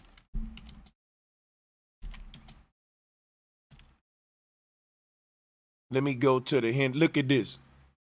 Here go the Hindu cosmos. Let's pull up the Hindu cosmos. See, if you study nature, everything the same. Look at this Hindu cosmos. Now look at this beehive. Now how do we enter the beehive? Through this hole in the middle? That's the Moloch, the golden calf, going into the belly of the beast. And when you get in there, now you're inside of the system here. But see, in the middle of this thing is the queen bee. That's the most dominant signal. Every single human, you think you're an individual, but you're just an extension of a singularity. What am I saying? I'm saying that there's something greater than you experiencing reality through you. When you have a bad day, it have a bad day. When you have a good day, it have a good day. Every bee in the hive think that it's an individual bee, but it's really just a neuron extension of the queen. It's a hive mind. She's telling them what to do and how to do it, but they think that they got free will. This was a debate they was happening in religion. There's no such thing as free will. The higher self is sending a signal through the avatar called a body, and whatever this higher self is, it was personified as the Christ or the queen bee, the center self or the Santa self. Drop Now, the bomb. yeah. Hey, I gotta go though. It's been a great build. Much peace and love to everybody on the panel, everybody viewing. And Peace. you know, I'm gonna try to be up here a little more often. I enjoy these builds, and hopefully I can add some powerful topics to build on too. So For sure, bro. Appreciate it. sure. Much Hey, peace and love, y'all. appreciate you joining, my brother. And thank you everybody that hit the Cash App tonight. Appreciate y'all for hitting that. And guess what? What I'm gonna do, guys, I ain't gonna even cap. I'm kind of hungry myself. So you know what I'm gonna do? I'm going to let everybody on the call take their time, man. No rush. Say whatever they want. And then after that, we'll see where we go from there. Salutes. For sure. Yep, I was doing a study on why your stomach growls. Is because the muscles that line your stomach, they're churning like an actual cement mixer. So the washing back and forth of your muscles against each other is what makes that growling sound. I thought it because I needed to put more food in it. They was like, nope, that's your actual body vibrating and radiating against itself. Which Hey, is bro, yeah, you I got it. heard You that got it it, was Quinn. because of the parasites. I heard that your stomach not supposed to growl, and that the parasites from the toxic food, they're I like heard that making too. your stomach growl. That's what I heard. I heard that too. I'm gonna have to look that up now. Yeah. No, Did I y'all? think there's a lot of fear mongering about parasites, and I question a lot of it. I think some Just of a it's little bit. it's to trick people to take poison. So a lot of this is to trick people to take poison, and I'm sick of it. Facts. That's how I feel about most of the stuff they promote. By Yeah, you poison, got to you read mean between the herbs? lines. Somebody I don't know. actually I did a think it's study on the good parasites and what parasites it and did to the bad mind, though. parasites. I got a YouTube link. I'll post in the chat once I find it. Give me 2 seconds. Somebody did a study. They actually took the parasites, so that would be the gut bacteria in the intestines from a fat person. They put it in a skinny person, basically anorexic who wasn't eating, and all of a sudden, what do you know? He started gaining weight, and it wasn't just a one-person thing. They did a study, but it was a Gut whole bacteria YouTube aren't video. really parasites, though. You know So what? You know what, what? man? I ain't gonna even lie. This conversation is irrelevant to me for real. Cause I ain't gonna even cap. Whether my stomach growl or not, I ain't gonna even really take that. I'm not gonna be around this bitch like, I wonder why my stomach just growled. Could that be a What's up? parasite? Could that be a worm? Like, I ain't gonna even cap. Hey, look, I'm not gonna even cap to you like I'm gonna even take that shit serious. The shit y'all saying going in one ear and out the other right now. And I'm just on this alcohol, and I'm gonna keep it real, Facts. and I ain't Eat gonna when lie you to get you. hungry. So And don't when even, you're not hungry, don't eat. so look, don't even waste my time with the parasite stomach growl shit, cause I don't even care about that, nigga. I'm gonna ignore that and do what I do. Bet. Yeah, I just brought So it up let's because, like, move that shit literally, on. my internet Yeah, be let's showing me move that everything shit in the on, head. man. All right, moving on, right? Blue. I was talking about blue, right? And the mouse is in the blue maze, right? We have these things called blueprints. And blue is also one of the third of the RGB. Just keep that in mind. The blue is used specifically because that's what you set your foundation on as an architect. That's what you build off of. You build off the blueprint, right? So I just wanted to throw that 2 cents out there. It was something else. Every time I research to do the etymology or something, right? Etymology or something, it goes back to Germanic. In Germany, the Gauls, the Gauls, right? No one knows where they come from because they've always been a collective of nations and tribes, right?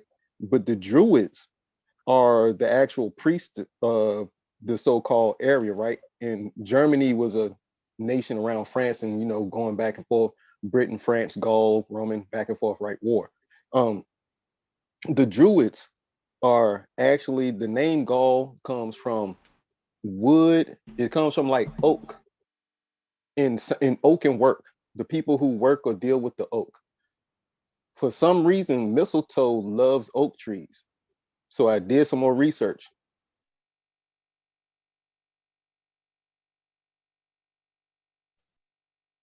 You're cutting up. Well, what happened? Where you at? He got zapped. We lost him. Yeah, come he on, I had to was mute and come back. I had to mute and come back. Okay, he was just back. ran. Okay, I muted and came back. Y'all hear me? Yes. Okay, cool. You All right. back. Acorns, right? Oak trees take about 100 years to produce acorns. Acorn is a superfood. Mistletoe is also used in cancer treatment. But how did we get off of I'm about to bring you back. All the dreams and the things that correlate with dreams in the spirit realm, in the nervous system, in blueprint. Because we started off with blueprint. I don't know if you heard me break down blueprint and how we set the foundation on the color blue in architecture. So that's why they use the color blue. But I was trying to tell people about mistletoe. I think that's a little pseudo. Yeah, the mistletoe stuff is pretty pseudo as far as the cancer. Okay, it is. But you know what? No, I heard people say it. I looked into it. I think there's something else going on. I'm gonna be honest. I'm gonna be honest, right? Whenever I say something, I'm gonna back it up with what I told y'all earlier: sacred geometry and syncretism and all that. I'm about to say something now. Watch how I back it up. See, you don't gotta accept what I'm saying or what I'm backing it up with, but I'm backing it up. And that's why people say, well, he ain't just saying it, he's showing it too. No offense, and I me myself be on point, but I think if he can show, because look, watch this, right? I was talking about how, let's go to, I queued this up to make a point about the queen bee. Let me do something real quick, because that's what I want to go back to. Hold on, y'all. Here go Medusa. All of them serpents you see coming from her, look, her real face right there, that's your real self at the North Pole, man. You never been born yet. All of them snakes is a different version of you in a different universe. This is what they call an Aten, that's Satan. Look at this. Do you see this? Here's what science giving us, and here's what the ancestors been saying. Why did Jesus wear a crown of thorns? Look, let me show you something, right? The Vatican, let me show you what the Pope got. It goes back to this. The real true self is at the North Pole, but you can't just be born at the North Pole in your true self.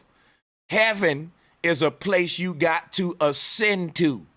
That's what I'm telling you. Religion make us think you just born into heaven as an angel and you get to look down at everybody. That's like saying you fell at the top of a goddamn mountain.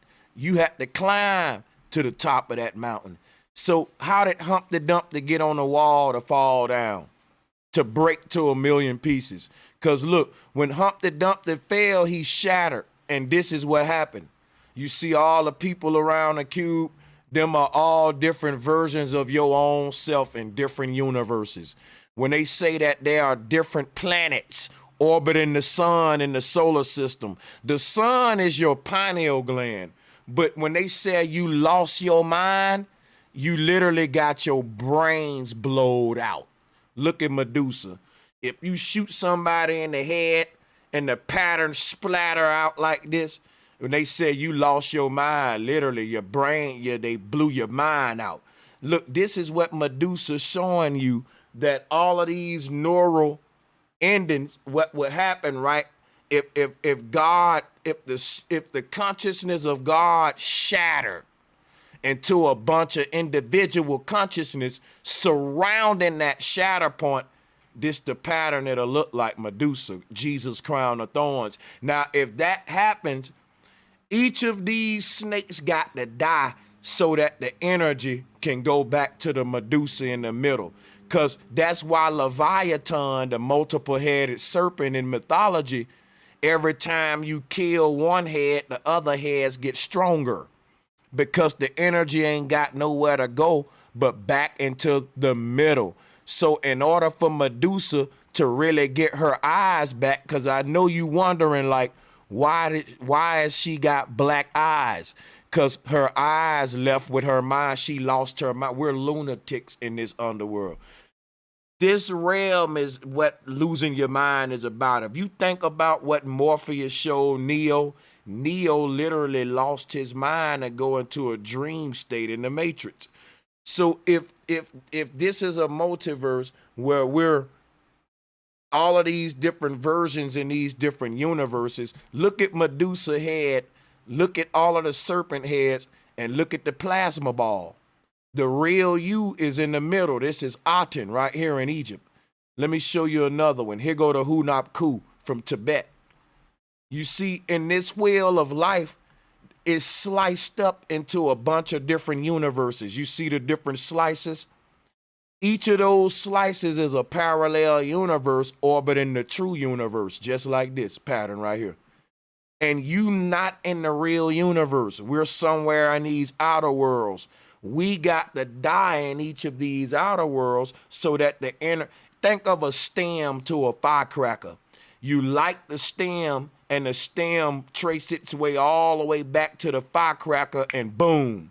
So let's say, right, that this ball in the middle of this body that we're looking at, this is your macro body. In other words, this ain't your fake avatar in this world. This is the God body, as the 5% call it. That's the version of you that sleep that I'm calling Medusa right here. No eyes. You see that? In order for Medusa to wake up, all of these tentacles got to be cut. How does that happen? They're not tentacles. They're stems to a firecracker. The ball in the middle is your big bang waiting to happen, or your cosmic birth as a god. But in order for that to happen, all of these tentacles are candles, what we call in Kundalini. The root word of Kundalini is kundal, is candle. Each of these is a candle, and each one of these little tentacles represent a false incarnation in an outer world. You in one now. Every lifetime is you igniting one of these candles. So the energy from your death is gonna light this stem, and that's gonna make all of the energy that's powering your body is gonna flow back through this tube, back to this ball right here. And that's going to happen a couple of times as the many versions of you light their fire and the stem trace back home. And once the last one is lit, this thing going to open up, and guess what's going to happen? The real you that fell asleep in Eden, right here, Medusa, with her eyes closed, going to wake up according to the Hindu. It's a continuum. So when you see this wheel right here, and you may not understand why they got all of these different universes around that middle part, that's because that's what I'm showing you. That's the solar system right here. Each of those neural highways lead to a different netter.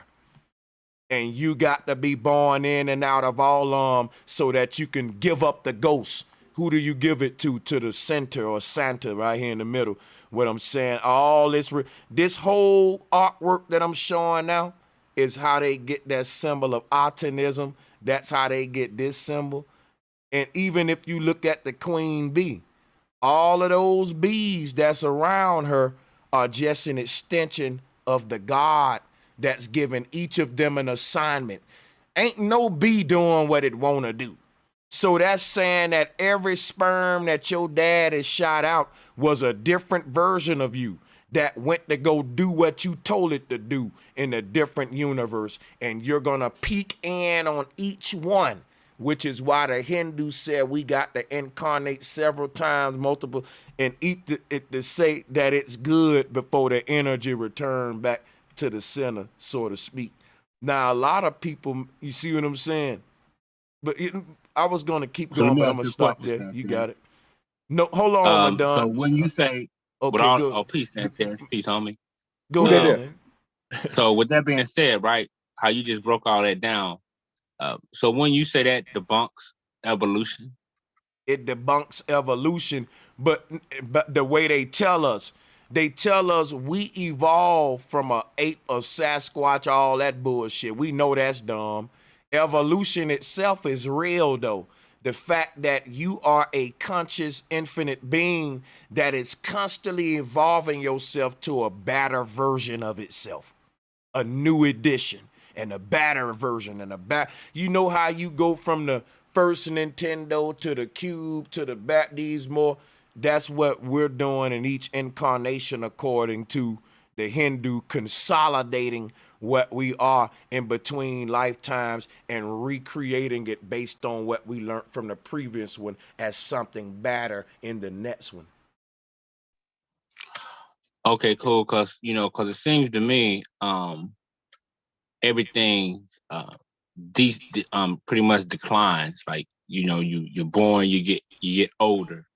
You know what I mean? But I see what you're saying. You're saying more on a spiritual level. Let me tell If you I'm something. correct. If it's seeming to you, and don't take this the wrong way, Madon, if it's seeming to you that everything is declining, then guess what you need to do? Quit looking at this bullshit world around you, Madon. It's falling apart, and focus on your life, because I bet you your life ain't declining, is it, Madon? Well, I'm speaking on for in the realm of evolution, what we would call evolution. I That don't. some people in the conscious community believe. For Hey, as I'm with you on that. Now I ain't gonna debate that. yeah. If we want to say that evolution is real, the only way it's real is what Madon said, that if we getting dumber, nigga, we evolving dumber. Cause you ain't gonna tell me we getting smarter. So if they saying that we evolving and we getting dumber every generation, I see you. I'm with you on that, Madon, for sure. I'm saying, they saying we evolved to more different species. According to Ankh and a lot of them people, I know what they Unc giving you Darwinism. right. I understand that. So But see, Darwin didn't see a future where humans was on the internet, on Facebook, on Instagram. He didn't think we was gonna evolve to people that's building AI with 3D printers. Darwin didn't see that far into the future. So when you look at the timeline, if you finish it off from where Darwin left off, he didn't see transhumanism at the end of all that. And once we go into transhumanism and scientists saying that it's a singularity, time travel is possible, and that we live in an infinite universe, multiverse, all this stuff, they saying that if man can make a simulation, he live in one. We're now at a point where man has made his own simulation. So Darwin has been debunked by the same scientist that was praising him, if you look at what's going on today. Because where we are now with transhumanism, AI proved that we couldn't have evolved from apes. We're a form of AI our damn self, if you've been following the tech communities. Even your most advanced scientists are saying that. But you could go check that out, do homework. I'm going to get ready to close out here, guys. Oh, for sure, bro. And I just want to say one thing. That image of the Kaaba, that's supposedly over Zamzam, the well that Abraham met Beersheba at. If I remember the story right, that's where the Kaaba is. So it's over a water sprout as well. So that can tie into the synchronicity of the actual fountain, because when the well shoots its sprout out, it always looks like that fountain. But that's what that Kaaba is over, supposedly to end all the false idolatry. So they built that one singular structure with the mother goddess womb right there in the middle that everybody touches. But the reason I brung up the mistletoe is because the doctor that looked at it saw how it grew up the tree like the nervous system, and it sprouted out. We call the branches of the nervous system branches for a reason. We relate it to the actual trees in nature, which is where we in our culture say a lot of the spawn of creation came from Closing out was the now. great mother tree, right? It was the great tree from old mythology that sprouted out and terraformed the realm so we could live up here. But what was the other point? There was one more point about but yeah, y'all got it. I can save all this for the next show for sure. Hey, check it out, right? I'm pretty sure that because I know how the mistletoe plant look. The mistletoe plant is a direct replica of like the Big Bang concept and all that. It is. That's what I was trying to tie in. I feel you. It's Yeah. parasitic to most, but the main tree was the oak, and the oak was the main tree that the Druids' name was based off of, which is where we go and do the etymology of words. It always goes back to what is it? Pi, P-I-E, which is Proto-Indo-European. And that one tribe of Germany and Gaul, they say that they were black just like us, right? So, but yeah, everybody, yeah, y'all go ahead and dive deeper down that rabbit hole. All right. Hey, salutes to. Yeah, go ahead. Y'all go ahead. We closing out. Hi, Sanchez. Go ahead, Greetings. Chris. You got it. How you doing? How you doing, bro? I was going to say, interject something. If you can pull something up as you're talking about the evolution. If you look at the avatars of Vishnu, and I'm a Hindu, by the way. The thing is, if you pull up the link and show the pictures of all the avatars, it will prove to you the evolution of what Darwin is trying to say. Just pull it up, and I'll just be quiet for a little while, and then I'll interject afterwards. What you want me to pull up again? The avatars of Vishnu, like avatar? in picture format. The avatars of Vishnu. Krishna and Ram, and the turtle god and the boar god and the fish god. Okay, this is what you looking for here, huh? I don't know. I can't see what you're looking at. Oh, let me share it. Let me share it. Up on the screen.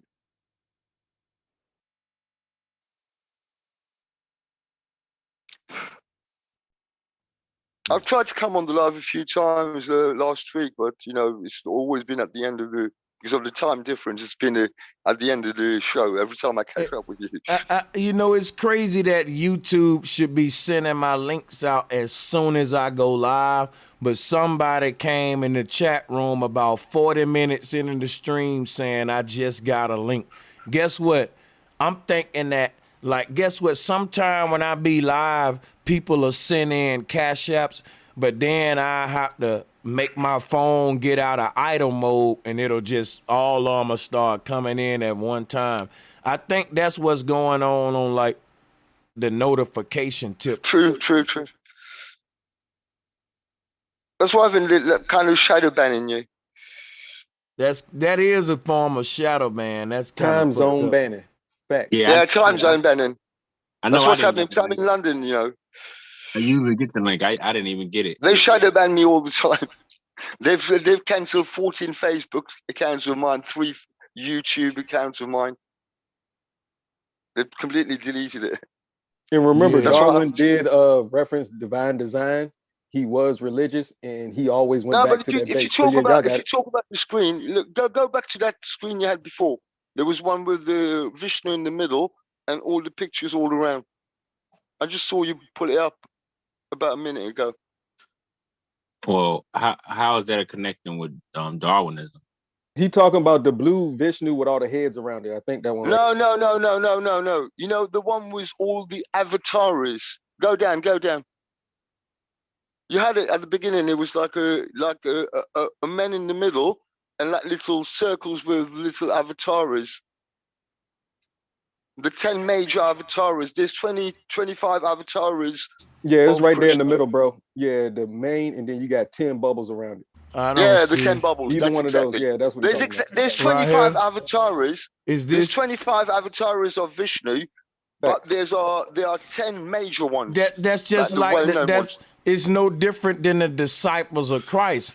It's just that it's all copy and paste. They've all copied and pasted everything. And all of these avatars surrounding Vishnu are literally these false bodies coming from the center like this plasma ball. That's why if you look at it, look at the avatars of Vishnu from the beginning of time, is when he comes as a fish, just like Darwin says we were fish before. Sperm. Then we go into from fish to boar.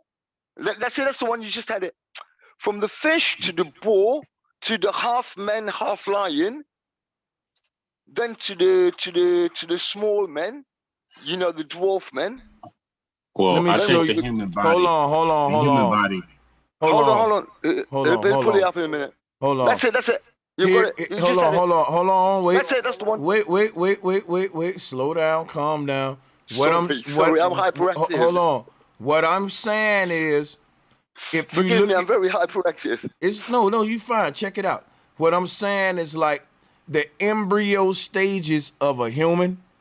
In my opinion, is these different If you animals. look at that they picture show. and you meditate on that picture, Sanchez, you will see the whole universe. Cool. You will cool. see all your past lives yeah, and everything. Yeah, we'll get on that on the next one, man. But I ain't trying to go that deep with it. Only thing I want to say about evolution is that if you look at how the human sperm evolves into a human being, a human body, right? You'll see where they telling us they said evolution takes place over billions of years, right? But if you look at, right, all of the animals that they said we evolved from a fish-like creature, from a dinosaur, from all of them different creatures, guess what? If you look at the embryo stages, you will see damn near every animal they saying. The dinosaur, at least. I know we look just like a dinosaur on this damn phase, and they said we evolved from dinosaurs.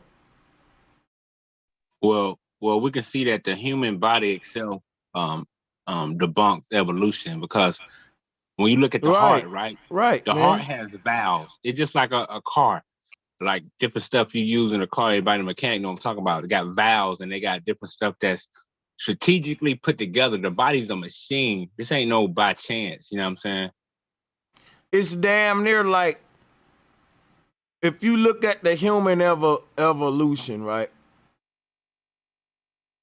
It's crazy because you look like a fish right here.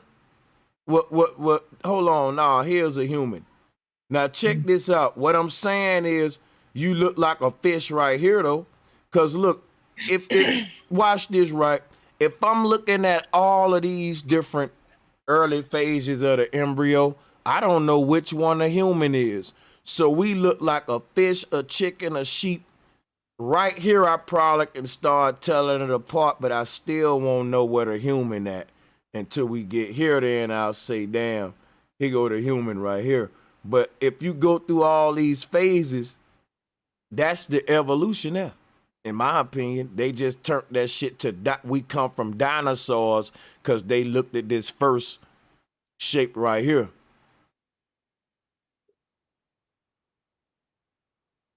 That's my opinion. Evolution versus revolution. I think it goes to show we got a common creator. You know, the creator used a blueprint to do everything, but it ventured off to where it was designed to go. Hey y'all, I'm finna get y'all on my flip, man. It was nice talking to y'all. Yeah, I gotta close this thing right now, man. Salutes to everybody that joined. If anybody want to close out that didn't speak, salutes to everybody. Much respect to all of y'all. Go ahead and close out, and we gonna get on up out of here. Salutes. Peace and love, everybody. Peace and love, brothers and sisters, and I'll see y'all on the next one. And salutes to everybody in the chat room. Peace and love. Now, brothers and sisters, if you donated too before we get out of here, I want to say appreciate you. To my Patreons, new and old, PayPal donors, Cash App donors, appreciate y'all. Join me for these upcoming debates. I got a debate with Unc coming up, y'all, of the Amin Ra Squad on the 13th. Check me out, all right? Get the tickets in the description and pin to the chat room. In the future, I'm going to touch on the plasma ball in relation to Medusa. I'm going to tie that into the Hunap coup. Don't be surprised if I take snippets from this stream and put it on Bro Sanchez TV, because we be going deep. But this just to show people over there what they missing out on. If you sub to Bro Sanchez TV and you're not sub to Sit Down with Sanchez Live podcast, you missing out on some stuff like this. We be going deep. You getting this stuff late. We already done cracked the code over here. So appreciate y'all for tuning in. See y'all on the next one.